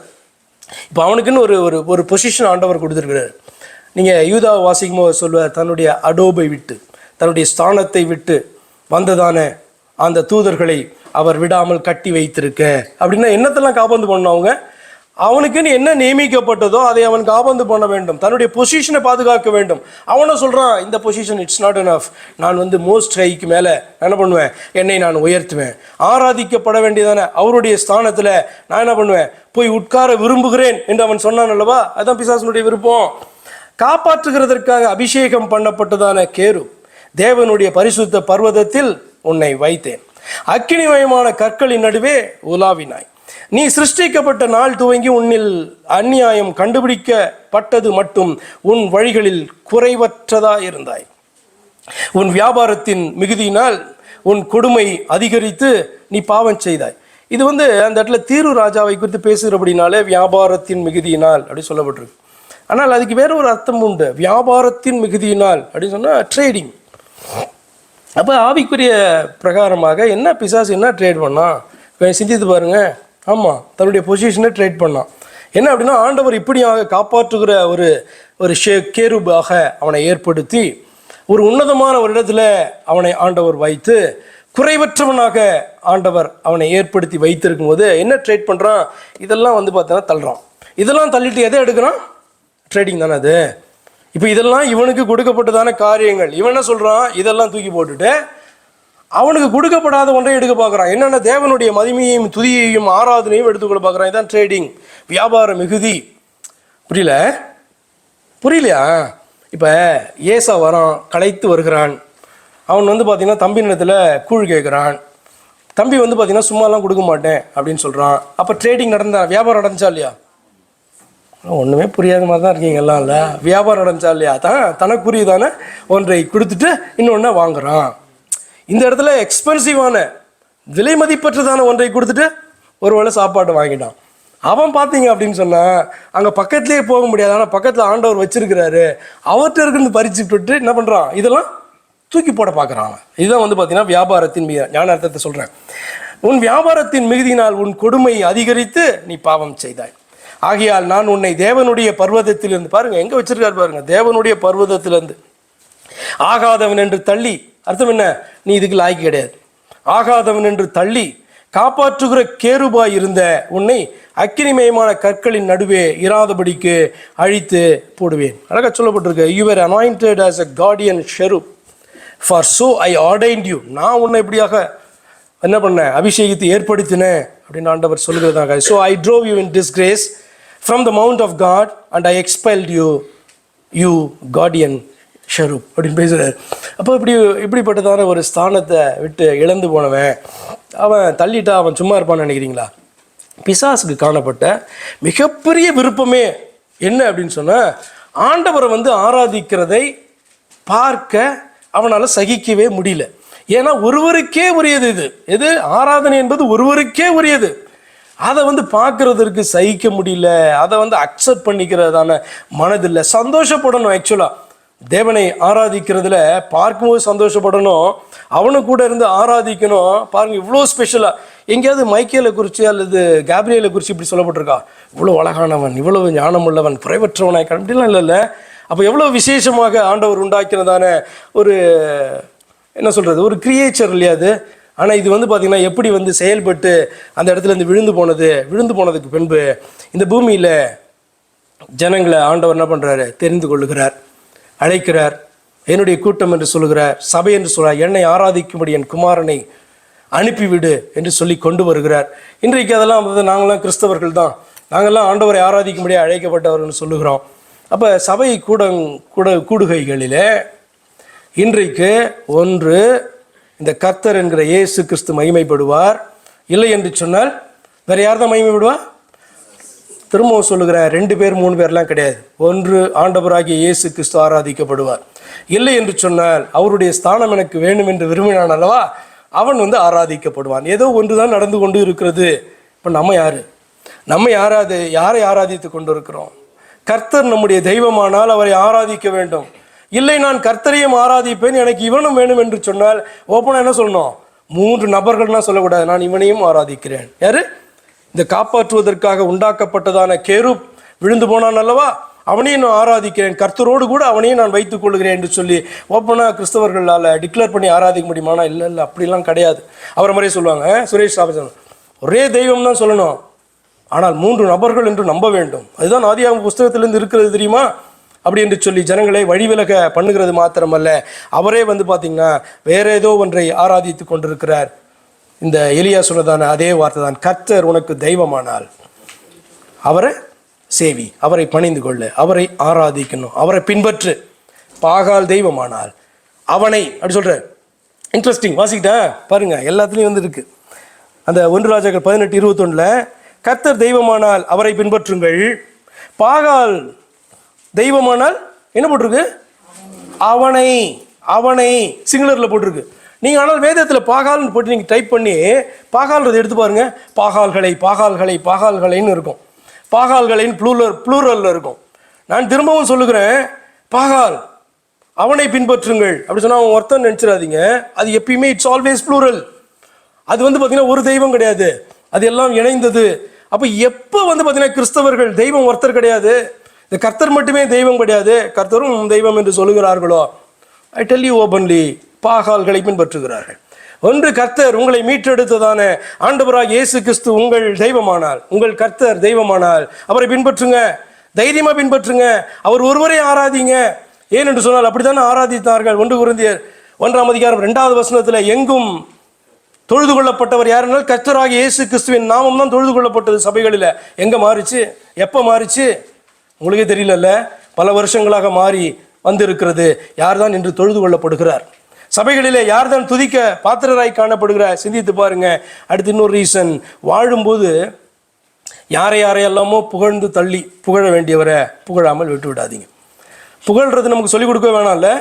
என்னதான் முறுக்கிட்டு இருந்தாலும் எந்த இடத்துல யாரை வந்து அதுக்கு வேற வார்த்தையெல்லாம் சொல்லுவீங்க, ஐஸ் வைக்கிறது, சோப் போடுறது, இது அது. ஆனால் புகழ்றது நமக்கு தெரியும், பிள்ளைகளுக்கும் தெரியும். அப்பாட்ட வந்து அம்மாட்ட வந்து பேசுறதான காரியம் சின்ன பிள்ளைங்கள்லேருந்து நீங்கள் பார்ப்பீங்கல்ல, எப்படி அப்பாட்ட பேசணும், எப்படி அம்மாட்ட பேசணும் அப்படின்ட்டு சொல்லிக் கொடுக்க வேணாம், அது ஆட்டோமேட்டிக்காக வரும். அதே போல் நம்ம இவ்வளோ வளர்ந்துருக்கோம்ல, நமக்கு தெரியும்ல யாரை எப்படி புகழணும், யாரை எப்படி வந்து நம்முடைய வார்த்தைகள் எப்படி மாய்க்கணும், இதெல்லாம் வந்து பார்த்திங்கன்னா யாரும் டீச்சிங்லாம் வைக்க வேணாம்.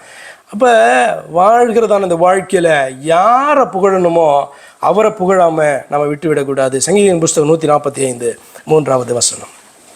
சங்கீதம் 145 கர்த்தர் பெரியவரும் மிகவும் புகழப்படத்தக்கவருமாய் இருக்கிறார், அவருடைய மகத்துவம் ஆராய்ந்து முடியாது. நீங்கள் ஆராய்ந்து ஆராய்ந்து ஆராய்ந்து ஆராய்ந்து பார்த்தாலும் அவருடைய மகத்துவம் எப்படிப்பட்டது, அவருடைய மகிமை எப்படிப்பட்டது, அவர் எவ்வளோ பெரியவர், இதெல்லாம் நீங்கள் ஆராய்ந்து கொண்டே இருக்க வேண்டியதான் உங்களுடைய லைஃப்பில். நீங்கள் இயேசு கிறிஸ்துவை குறித்து பேசுகிறதுக்கு இவ்வளோதானா முடிஞ்சிடுச்சு, அவ்வளோதானா? கிடையவே கிடையாது. என் லைஃப் ஃபுல்லாக இருந்தாலும் அவ்வளோ நாள் நான் பேசினாலும் இயேசு கிறிஸ்துவை பற்றி பேசி என்னால் முடிக்க முடியாது. அவருடைய மகத்துவம் என்பது ஆராய்ந்து முடியாது. ஆனபடினாலும் நான் அவரை துதிக்க மாட்டேன் அப்படின்னு விட்டுறக்கூடாது, அலட்சியம் பண்ணக்கூடாது. அவர் பெரியவர், அவர் மாத்திரமே துதிக்கப்படக்கூடியவர். கர்த்தர் பெரியவரும் புகழப்படத்தக்கவருமாய் இருக்கிறார் என்று வேதம் பேசுகிறது. Why we teach children to be thankful? நம்ம பிள்ளைகள்கிட்ட நம்ம சொல்கிறோம்ல, சின்ன வயசுலேருந்து ஸ்கூலுக்கு அனுப்புனாலும் சரி, அனுப்புறதுக்கு முன்பாக இருந்து கூட நம்ம ஏன் பிள்ளைகள் வந்து நன்றியுள்ளவர்களாக இருக்கணும் அப்படின்றத நம்ம சொல்லிக் கொடுக்குறோம். சண்டே கிளாஸாக இருந்தாலும் சரி, எல்கேஜி யூகேஜியில் ஸ்டார்ட் பண்ணாலும் சரி, 1வது வகுப்பா 1வது வகுப்பில் போய் சேர்த்தாலும் சரி, என்ன சொல்லிக் கொடுப்போம்? நன்றி சொல்லு, தேங்க்ஸ் சொல்லு, சாரி சொல்லு, சொல்லிக் கொடுக்குறோமா இல்லையா? இல்லை யாராவது கொடுக்குற மாதிரி பிடிங்கிட்டு ஓடினா சொல்லிக் கொடுப்போம், எல்லோரும் சொல்லிக் கொடுப்போம்ல, எல்லாருக்கும் தெரியும்ல. ஏன் சொல்லிக் கொடுக்குறோம்னு நினைக்கிறீங்க நீங்கள்? Why we teach children the manners to say thanks? ஏன் அப்படின்னா நமக்கு அந்த ஸ்பாவம் வந்து பார்த்திங்கன்னா கிடையாது. என்ன அப்படின்னா தப்பு பண்ணிட்டா உண்மையாக மன்னிப்பு கேட்குற ஸ்பாவம் வந்து நமக்கு இயற்கையாக கிடையாது. அதே மாதிரி வந்து பார்த்திங்கன்னா நமக்கு கிடைக்குதில்ல, அந்த நன்றியோடு காணப்படணுன்றதான ஸ்பாவமும் நமக்கு இயற்கையாக கிடையாது. நான் என்ன இப்படி சொல்கிறேன் அப்படின்னு நினைக்காதீங்க. நான் வந்து ஹியூமன் சைக்காலஜியை தான் பேசுகிறேன். நான் என்ன நமக்கு ஈஸியாக வந்து கிடைக்குது. இப்போ நம்ம ஃபுட்டை குறித்து போஷிக்கிறத குறித்து நான் சில காரியங்களை பேசலாம். நான் நிறைய மெசேஜ் எடுக்கலாம் உங்களுக்கு. ஆண்டவர் ஒருவரே நம்மளை போஷிக்கிறார். ஆனால் நமக்கு ஃபுட்டு ஈஸியாக கிடைக்கும் போது அதனுடைய அருமை நமக்கு தெரியுதா? ரொம்ப தெரியாதுல்ல. பணம் நமக்கு அதிகமாக இருந்தால் பணத்தினுடைய அருமை தெரியுதா? நமக்கு தெரியாது. ஆனால் பணம் இல்லாமல் வறுமையில் இருந்து பாருங்கள், உங்களுக்கு பணத்தினுடைய அருமை தெரியும். நம்ம நல்லா ஹெல்த்தியாக இருக்கும்போது நமக்கு வந்து சிக்னஸ்னுடைய அந்த எஃபெக்ட் தெரியுதா? தெரியாதுல்ல. ஆனால் நீங்கள் கொஞ்சம் சிக்காகும் போது எப்படி இருக்கும் அப்படின்றது, அப்போ சிக்காக இருக்கிற பீப்புள் எவ்வளோ கஷ்டப்படுறாங்க அப்படின்றது எப்போ தான் தெரியும்? நாம் அதை உணரும் போது, அந்த பாடுக்குள்ளே போகும்போது தான் நமக்கு தெரியுது அல்லவா? அப்போ நமக்கு இயற்கையாகவே தேங்க்ஃபுல் ஹார்ட் அல்லது மனம் வருந்தி சாரி சொல்கிறது இதெல்லாம் வந்து பார்த்திங்கன்னா நமக்கு இல்லாதது. அதனால கொஞ்சம் கர்த்தருக்கு பயப்படுறவங்க அல்லது கொஞ்சம் மேனர்ஸாக வந்து வாழணும், நல்ல பிள்ளைகளாக இருக்கணும் அப்படின்னு விரும்புகிற அத்தனை பேர் என்ன பண்ணுவாங்க, சின்ன பிள்ளைகளுக்கு என்ன பண்ணுவாங்க, இல்லைன்னா ஆக்சுவலாக பிள்ளைங்க வந்து அப்பா அம்மா கொடுத்தா அவங்கள்ட்ட போய் தேங்க்ஸ் சொல்லணும்னா வேணுமா? அவசியமா? அவசியம் கிடையாதுல்ல. நீ என்ன நினைக்கும் பிள்ளைங்க கடைசியில், இது வந்து அப்பாவுடைய கடமை, இது வந்து அம்மாவுடைய, எனக்கு சாப்பாடு போடுறது அம்மாவுடைய கடமை, எனக்கு நீ ஊட்டி விடு, ஏன் ஊட்டி விடாமல் போகிற அப்படின்ட்டு கேட்குறது வந்து பார்த்திங்கன்னா பிள்ளைங்க வந்து என்ன நினைக்குது, கடமைன்னு நினைக்குது. ஆனால் அது வந்து எப்போ அது நன்றி உள்ள பிள்ளைகளாக மாறும் என்று சொன்னால், கொடுக்காம இருந்தால், அப்பாவே இல்லைண்ணா அம்மாவே இல்லைண்ணா, கொஞ்சம் சிந்தித்து பாருங்கள். அப்போ பிள்ளைகளுக்கு ஏன் வந்து நம்ம சாப்பிட்றதுக்கு முன்னாடி தேங்க்யூ லாட் சொல்கிறோம், சே கிரேஸ் அப்படின்னு சொல்கிறோம், அல்லது ஒரு சின்ன ஜெபம் பண்ணுறோம், ஆண்டவரே இந்த சாப்பாடு நீங்கள் கொடுத்ததுக்காக நன்றி அப்படின்னு ஏன் சொல்கிறோம்? நன்றியுள்ள இருதயத்தை நம்ம காண்பிக்கிறோம். நன்றியுள்ள இருதயம் பேசிக்கலி கிடையாது. பசியில் வாடிப்பார், உனக்கு ஆட்டோமேட்டிக்காக உனக்கு முன்னாடி ஃபுட்டு வச்சா வா கண்ணெல்லாம் தெளிஞ்சிருச்சு அப்படின்னு சொல்லுவோம்ல. அப்போ நார்மலாக நம்ம வந்து பார்த்திங்கன்னா சில காரியங்களில் குறைவுபட்டு இருக்கிறோம். என்னென்னா விழுந்து போனதான மனிதர்கள் நார்மலாக சில காரியங்களில் குறைவுபட்டு இருக்கிறாங்க. பேசிக்காக இருக்கக்கூடியதான அந்த தேங்க்ஃபுல்னஸ், நன்றியுள்ள இருதயம் வந்து பார்த்திங்கன்னா இல்லாமல் காணப்படுது. அப்போ நம்ம தப்பு பண்ணிட்டோன்னா இது எங்கே போய் முடியுது அப்படின்னு சொன்னால், இதெல்லாம் ஆண்டவர்கிட்ட போய் இணைகிறது. என்ன அப்படின்னா, ஆண்டவர்கிட்ட பெற்றுக்கொள்வதற்காய் நன்றியுள்ளவர்களாய் காணப்படும். ஆண்டவருக்கு விரோதமாய் ஒரு காரியங்களை செய்திருக்கிறவர்களாய் இருப்போம் என்றால், மனிதர்கள் அப்படி தானே, அவன் மனம் திரும்புகிறதற்கு இதெல்லாம் பிரயோஜனமுள்ளதாக இருக்கும். நான் இவ்வளோ வீக் தான், ஆண்டவருக்கு முன்னாடி இப்படி தான் காணப்படுறேன். அப்போ கற்றுக் கொடுக்கும் பொழுது, பிள்ளைகள் ஒரு வயது வரும் பொழுது, நன்மை தீமை அறியும் பொழுது, இந்த தேங்க்ஸ் சாரி என்பது மனம் திரும்புவதற்கும், ரட்சிக்கப்பட்ட பின்பு நன்றி உள்ளவர்களாக இருப்பதற்கும் அது பிரயோஜனமுள்ளாக இருக்கும். ஆனபடினாலே வாழ்கிற போது யாரெல்லாமே வாழ்ந்து கொண்டு ஓடிக்கொண்டு இருக்கிறோம் அல்லவா, யாரை புகழ வேண்டுமோ அந்த ஒருவரை புகழாதபடிக்கு விட்டு விடாதீர்கள். இந்த செய்தி இந்த நாளில் உங்களுக்கு பிரயோஜனமுள்ளதாய் மாறட்டும். It's a fact that there is no one else to be praised. வேற யாராவது இருந்தால் நம்ம துதிக்கலாம். ஆனால் வேதம் சொல்லுகிறது வேற ஒருத்தர் அப்படி இல்லை. யாத்திராகம் 15ஆம் அதிகாரம் 11வது வசனத்தில் வாசிக்கிறோம். யாத்திராகம் 15:11. கர்த்தாவே, தேவர்களில் உமக்கு ஒப்பானவர் யார்? பரிசுத்தத்தில் மகத்துவம் உள்ளவரும் துதிகளில் பயப்படத்தக்கவரும் அற்புதங்களை செய்கிறவருமாகிய உமக்கு ஒப்பானவர் யார்? அப்போ ஏன் துதிக்க வேண்டும்? why should I praise himனா வேற ஒருத்தர் இல்லை, எனக்கு துதிக்கிறதுக்கு வேற ஒருத்தர் இல்லை. அவன் சொல்லுகிறான், கர்த்தாவே, தேவர்களில் உமக்கு ஒப்பானவர்.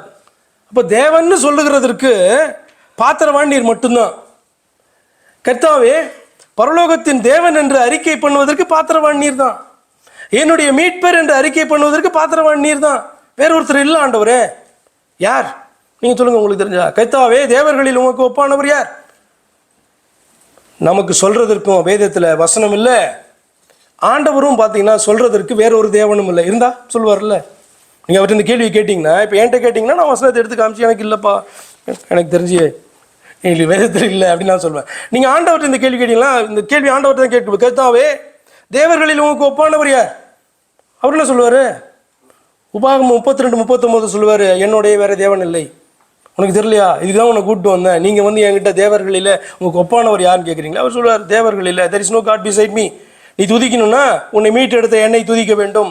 என்னுடைய நாமம் என்ன என்று உனக்கு அறிவித்திருக்கிறேனே, என்னை நீ துதிக்க வேண்டும், ஆராதிக்க வேண்டும். அப்போ இந்த பக்தன் கேட்கிறான், கர்த்தாவே, இது வந்து கேள்வி மாத்திரமல்ல, அதில் பதில் அடங்கியிருக்கு. சில நேரத்தில் கேள்விகளிலே பதில் அடங்கி இருக்கும். அதே போல கர்த்தாவே, தேவர்களில் உமக்கு ஒப்பானவர் யார்? கொஸ்டின் மார்க் அங்கே இருக்கு. ஆனால் இது கேள்வி மாத்திரமல்ல, அந்த கேள்விக்குள்ளாக அதற்குரிய பதிலும் அடங்கி இருக்கிறது. அர்த்தம் என்னன்னா, கர்த்தாவே, தேவர்களில் உமக்கு ஒப்பானவர் ஒருவரும் இல்லை. அதான் அதனுடைய ஆன்சரும் அதுக்குள்ளே காணப்படுது. மகத்துவத்திலே பரிசுத்தத்தில் மகத்துவமானவரும் துதிகளில் பயப்படத்தக்கவரும் அற்புதங்களை செய்கிறவருமாகிய உமக்கு ஒப்பானவர் யார்? துதி தேவனுக்கு உரியது. நான் 2 பாயிண்ட் வச்சுருக்கேன், எனக்கு டைம் இல்லை, ஒன்று மட்டும் கவர் பண்ணலாம். துதி தேவனுக்குரியது, தேவனுடையதை தேவனுக்கு செலுத்தும். ஏன் துதிக்கணும் அப்படின்னு சொன்னால், துதி தேவனுக்குரியது, தேவனுடையதை தேவனுக்கு செலுத்த வேண்டும். Praise belongs to God. லூக்கா புஸ்தகம் 20ஆம் அதிகாரம் 25 இப்படி வாசிக்கிறோம், ராயனுடையதே ராயனுக்கும் தேவனுடையதே ராயனுக்கும் தேவனுடையதை தேவனுக்கும் செலுத்துங்கள் என்று சொல்லுகிறார். அப்போ இந்த துதி என்பது தேவன் என்கிற ஒருவருக்கே உரியது, அதுவும் கர்த்தர் என்கிற தேவன் ஒருவருக்கே உரியது. அப்போ தேவனுடையதை தேவனுக்கு செலுத்துகிறோம். எதுக்கு நமக்கு பிரச்சனை? இப்போ நீங்கள் ஒரு காரியத்தை நீங்கள் வந்து பார்த்தீங்கன்னா, ஒரு பலவான்கிட்ட இருந்து நீங்கள் ஏதோ பிடிங்க வச்சுட்டீங்க, இப்படி எடுத்துக்கோங்களேன், திருடி தான் வச்சுட்டீங்க, கண்டுபிடிச்சிட்டான், உங்களை விட்டுருவானா? சிந்தித்து பாருங்க. ஒரு டிஐஜி வீட்டிலே வந்து பார்த்தீங்கன்னா ஒன்று எடுத்துட்டீங்க, கண்டுபிடிச்சிட்டாரு, என்ன கேமராலாம் கண்டுபிடிச்சாச்சு, உங்களை விட்டுருவாங்கன்னு நினைக்கிறீங்களா? ஒரு ராஜாட்ட வந்து எடுத்துட்டாங்க, விட்டுருவாரா? பலவான் தானே. நீங்கள் ஈக்குவலானா நீங்கள் சண்டை போடலாம், உங்களால் முடியாதுல்ல. அப்போ தன்னிலும் பலத்தவரோட போராட உன்னால் இருக்கிற எவனும் தோன்று முன்னமே பேரிடப்பட்டு இருக்கிறான். தன்னிலும் பலத்தவனுடைய போராட அவனால் தேவனோட போராடிட்டு இருக்கிறான் மனுஷன். என்ன அப்படின்னா, உண்மை மட்டும் நான் துதிக்க மாட்டேன், துதிக்கணும் ரொம்ப விரும்பினீர்னா உண்மையும் ஒருவராக வைத்து துதிப்பேன் ஒழிய உண்மை மாத்திரம் துதிக்க மாட்டேன் கர்த்தாவேன்னு சொல்லிட்டு இருந்தா, நீ யார்கிட்ட நீ வந்து சண்டை போட்டுக்கிட்டு இருக்கிற? ராயனுடையதை ராயனுக்கு செலுத்து. துதி என்பது அது தேவனுக்குரியது, தேவனுக்குரியதை தேவனுக்கு செலுத்து. வெளிப்படுத்தல் 19:1 வாசிக்கிறோம். வெளிப்படுத்தல் 19:1, இவைகளுக்கு பின்பு பரலோகத்தில் திரளான ஜனக்கூட்டம் இடுகிற ஆரவாரத்தை கேட்டேன். அவர்கள் அல்லேலூயா, இரட்சணியமும் மகிமையும் கனமும் வல்லமையும் நம்முடைய தேவனாகிய கர்த்தருக்கே உரியது. அவருடைய நியாய தீர்ப்புகள் சத்தியமும் நீதியும் ஆனவைகள் என்று வாசிக்கும். திரளான கூட்டம், பரலோகத்தில் திரளான கூட்டம் இடுகிறதான ஒரு சத்தம் என்ன அப்படின்னா, அல்லேலூயா. அல்லேலூயானா என்ன அர்த்தம்? எத்தனை பேருக்கு தெரியும் அல்லேலூயானா என்ன அர்த்தம்? அல்லேலூயானா என்ன அர்த்தம்? இல்லை, அடுத்து இல்லை, அல்லேலூயான்றது கரெக்டான மீனிங் சொல்லுங்க. அல்லேலூயானா என்ன அர்த்தம்? எல்லா புகழும் சொல்லுங்க, கம்ப்ளீட் பண்ணுங்க. எல்லா புகழும் இறைவனுக்கு. கரெக்டான வேர்ட் மீனிங் கேட்குறேன் நான். வேர்ட் மீனிங் இப்படி எடுத்துக்கோங்க, லிட்ரல் மீனிங். நீங்கள் எல்லாம் சொன்னதெல்லாம் கரெக்டு. எல்லா புகழும் இறைவனுக்கு, தேவனுக்கு மகிமை உண்டாவதா எல்லாம் சொல்கிறீங்க. கரெக்டான எக்ஸாக்டாக வேர்ட் மீனிங் என்ன? இல்லை. அல்லேலூயா அப்படின்னு சொன்னால் நம்ம ஆரம்பத்தில் பார்த்தோம்ல இருக்கிறவராகவே இருக்கிறேன், அதில் தான் வந்து ஹயா வந்ததுன்னு சொன்னல, அதில் தான் யெகோவாங்கிற வார்த்தை, யாவேன்ற வார்த்தை அங்கேருந்து தான் வந்துச்சு. சரியா? அப்போ அல்லேலூயா அப்படின்னு சொன்னால் யா அல்லேலூயானா கர்த்தருக்கு, யெகோவாவுக்கு ஸ்தோத்திரம், நன்றி. Praise be to the Lord. Of course லார்ட்னா காடுன்னு தெரியும், அவங்க தான் பார்த்தீங்கன்னா அந்த வார்த்தையை சொல்ல முடியும். அப்போ அல்லேலூயா அப்படின்னு சொன்னால் அந்த கர்த்தர் என்கிற ஒருவருக்கு ஸ்தோத்திரம். சரி, வருவாங்க. அல்லேலூயா ரட்சணியமும் மகிமையும் கனமும் வல்லமையும் நம்முடைய தேவனாகிய கர்த்தருக்கே உரியதுன்னு பாடுறாங்க. திரளான கூட்டம். யார் இந்த திரளான கூட்டம்? 2வது வசனத்திலிருந்து சிலதெல்லாம் வாசிக்கலாம். தன் வேசித்தனத்தினால் பூமியை கெடுத்த மகா வேசிக்கு அவர் நியாய தீர்ப்பு கொடுத்து தம்முடைய ஊழியக்காரரின் இரத்தத்திற்காக அவளிடத்தில் பழி வாங்கினாரே என்றார்கள். மகா தன்னுடைய வேசித்தனத்தினாலே பூமியை கெடுத்த, இப்படின்னா 1-2 பேர்லாம் கிடையாது. இப்போ ஒரு வேசி கெடுக்கிறான்னா அந்த வேசிக்கிட்ட போகிறவர்கள் எல்லாம் கெட்டு போவார்கள், அவ்வளோதான். இது வந்து பார்த்திங்கன்னா அப்படின்னா ஞானார்த்தமாக வேறொன்றை குறிக்கிறது. தன் வேசித்தனத்தினாலே பூமியை கெடுத்த மகாவேசிக்கு அவர் நியாய தீர்ப்பு கொடுத்து தம்முடைய ஊழியக்காரர் இரத்தத்திற்காக அவளிடத்தில் பழி வாங்கினாரே. மறுபடியும் அவர்கள் அல்லேலூயா என்று சொல்லி ஆர்ப்பரித்தார்கள். அவளுடைய புகை, அதாவது அழிவு புகை என்றென்றைக்கும் எழும்புகிறது என்றார்கள். ஆண்டவர் நியாய தீர்ப்பை கொடுத்துட்டார். அதை குறித்து பேசுகிறாங்க. 24 மூப்பர்களும் 4 ஜீவன்களும் வணக்கமாய் விழுந்து ஆமேன் அல்லேலூயா என்று சொல்லி சிங்காசனத்தின் மேல் வீற்றிருக்கும் தேவனை தொழுது கொண்டார்கள். மேலும் நமது தேவனுடைய ஊழியக்காரரே, அவருக்கு பயப்படுகிற சிறியோரும் பெரியோருமானவர்களே, நீங்கள் யாவரும் அவரை துதியுங்கள் என்று ஒரு சத்தம் சிங்காசனத்திலிருந்து பிறந்தது. சிங்காசனத்திலிருந்து வேற யாரோ பேசல, சிங்காசனத்தில் இருக்கிற தேவன் தான் பேசுகிறார். யாரை தான் துதிக்கணும்? சிங்காசனத்தில் வீற்றிருக்கிற தேவனை துதிக்க வேண்டும்.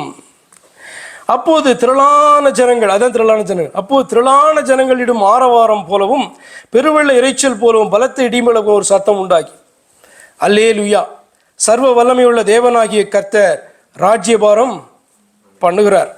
நாம் சந்தோஷப்பட்டு களிகூர்ந்து அவருக்கு துதி செலுத்த கடவும். ஆட்டுக்குட்டியானவருடைய கல்யாணம் வந்தது, அவருடைய மனைவி தன்னை ஆயத்தம் பண்ணினாள் என்று சொல்ல கேட்டேன். ஆட்டுக்குட்டியானவருடைய கல்யாணம், துதி செலுத்தப்பட வேண்டியது சிங்காசனத்தில் வீற்றிருக்கிறதான அந்த பரலோகத்தின் தேவனுக்கு தான். ஆட்டுக்குட்டியானவருடைய கல்யாணம் வந்தது, அவருடைய மனைவி தன்னை ஆயத்தம் பண்ணினாள். 2 பேரை பார்க்குறோம், 2 ஸ்திரீகளை பார்க்குறோம். ஒன்று மேலே வேசி, பூமியை கெடுத்த வேசி. இன்னொன்று வந்து பார்த்திங்கன்னா ஆட்டுக்குட்டியானுடைய கல்யாணம் வந்து தான் அவருடைய மனைவி வந்தாலாம். அப்போ ஒன்று மனைவி என்கிற ஒரு கூட்டம், அதாவது இந்த தேவனாகிய கர்த்தர் யார் என்பதை அறிந்து கொண்டதான ஒரு கூட்டம். அவர் தான் நமக்காக ஆட்டுக்குட்டியாக வெளிப்பட்டார், தன்னுடைய சரீரத்தை நமக்காக பலியாக ஒப்பு கொடுப்பதற்கு என்று ஏற்றுக்கொண்டு ஓடி வந்ததான ஜனக்கூட்டத்தை குறிக்குது. அவருடைய மனைவி தன்னை ஆயத்தம் பண்ணினாள் என்று சொல்லுகிற வார்த்தை. அப்போ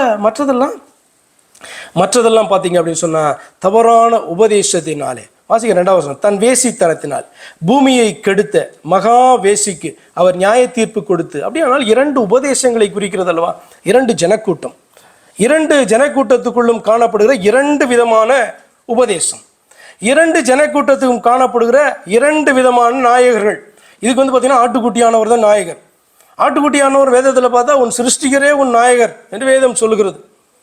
ஆட்டுக்குட்டியானவர் தான் நம்முடைய மனவாளன் என்று வேதம் சொல்லுகிறது. அப்படியானால் நம்மளை உண்டாக்கின அந்த ஒரே தெய்வம், பரமபிதா, நித்திய பிதா, whatever you call him, அந்த ஒரே சிருஷ்டிகர் தான் நம்முடைய ஆத்மாவுடைய நாயகரும் மனவாளனுமாய் இருக்கிறார் தான் ஆட்டுக்குட்டி என்று வேதம் சொல்லுகிறது.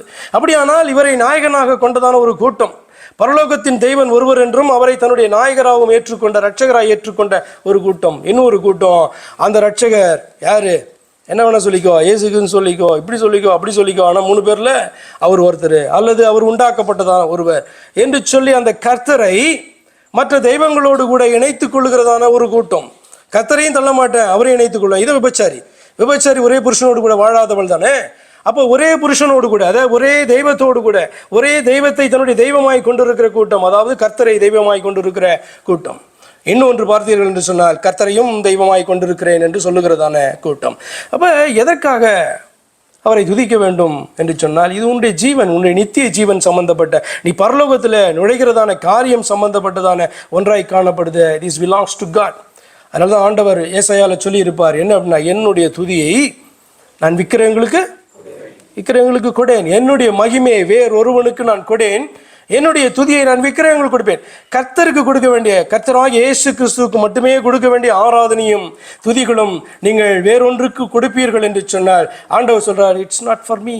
அதை வேறொருவனை பெற்று கொண்டு இருக்கிறான். பரலோகத்தில் ட்ரை பண்ணா தள்ளிட்டேன், இங்கே பூமியில் நீ அவன் யார் என்று அறியாதபடி அவனுக்கு கொடுத்து கொண்டு இருக்கிறாய் என்று ஆண்டவர் கொடுக்கிற எச்சரிப்பின் சத்தம் தான் துதிக்கு பாத்திரர் ஆண்டவராகிய இயேசு கிறிஸ்து மாத்திரமே. எழுதினர், யார் என்பதை அறிந்த பின்பு அவரை நம்ம துதிக்கிறதற்கு கடமைப்பட்டு இருக்கிறோம். துதிக்க மாட்டோம்னு சொன்னால் நான் சொன்னேன், உண்மையாக கொடுமை தான். அது உண்மையாக கொடுமை பண்ணுறீங்க, அநியாயம் பண்ணுறீங்க என்று அர்த்தம். அதற்கு பின்பு பார்த்தீங்கன்னா சபை உங்களுக்கு உதவி செய்ய முடியாது. நீங்களும் துதிக்கு பாத்திரராய் இருக்கிறவருக்கும் சம்பந்தப்பட்டதான ஒரு காரியமாக அது மாறிவிடும். ஆனபடினாலே ஒப்பு கொடுப்போம். ஆண்டவரே, துதிக்கு பாத்திரர்னா பலமுறை இந்த வார்த்தையை கேட்டிருக்கேன், எனக்கு தெரியும், ஓரளவு புரியும். ஆனால் அது ஒருவர் தான் என்பதற்கு இவ்வளோ முக்கியத்துவம் கொடுக்கிறது என்பதை நான் அறிந்து கொண்டேன் என்று சொல்லி நீங்கள் ஒப்பு கொடுப்பீர்கள் சொன்னால் உங்களுக்கு ஒரு பெரிய சந்தோஷம் உண்டாகும். நம்முடைய சபைக்கு பார்த்திங்கன்னா சிலர்லாம் இந்த சபையில் வந்தால் எனக்கு என்னுடைய பீஸ் பாதிக்கப்படுது அப்படின்லாம் இந்த சபையை விட்டு ஓடினவங்களாம் உண்டு. என்ன பீஸு?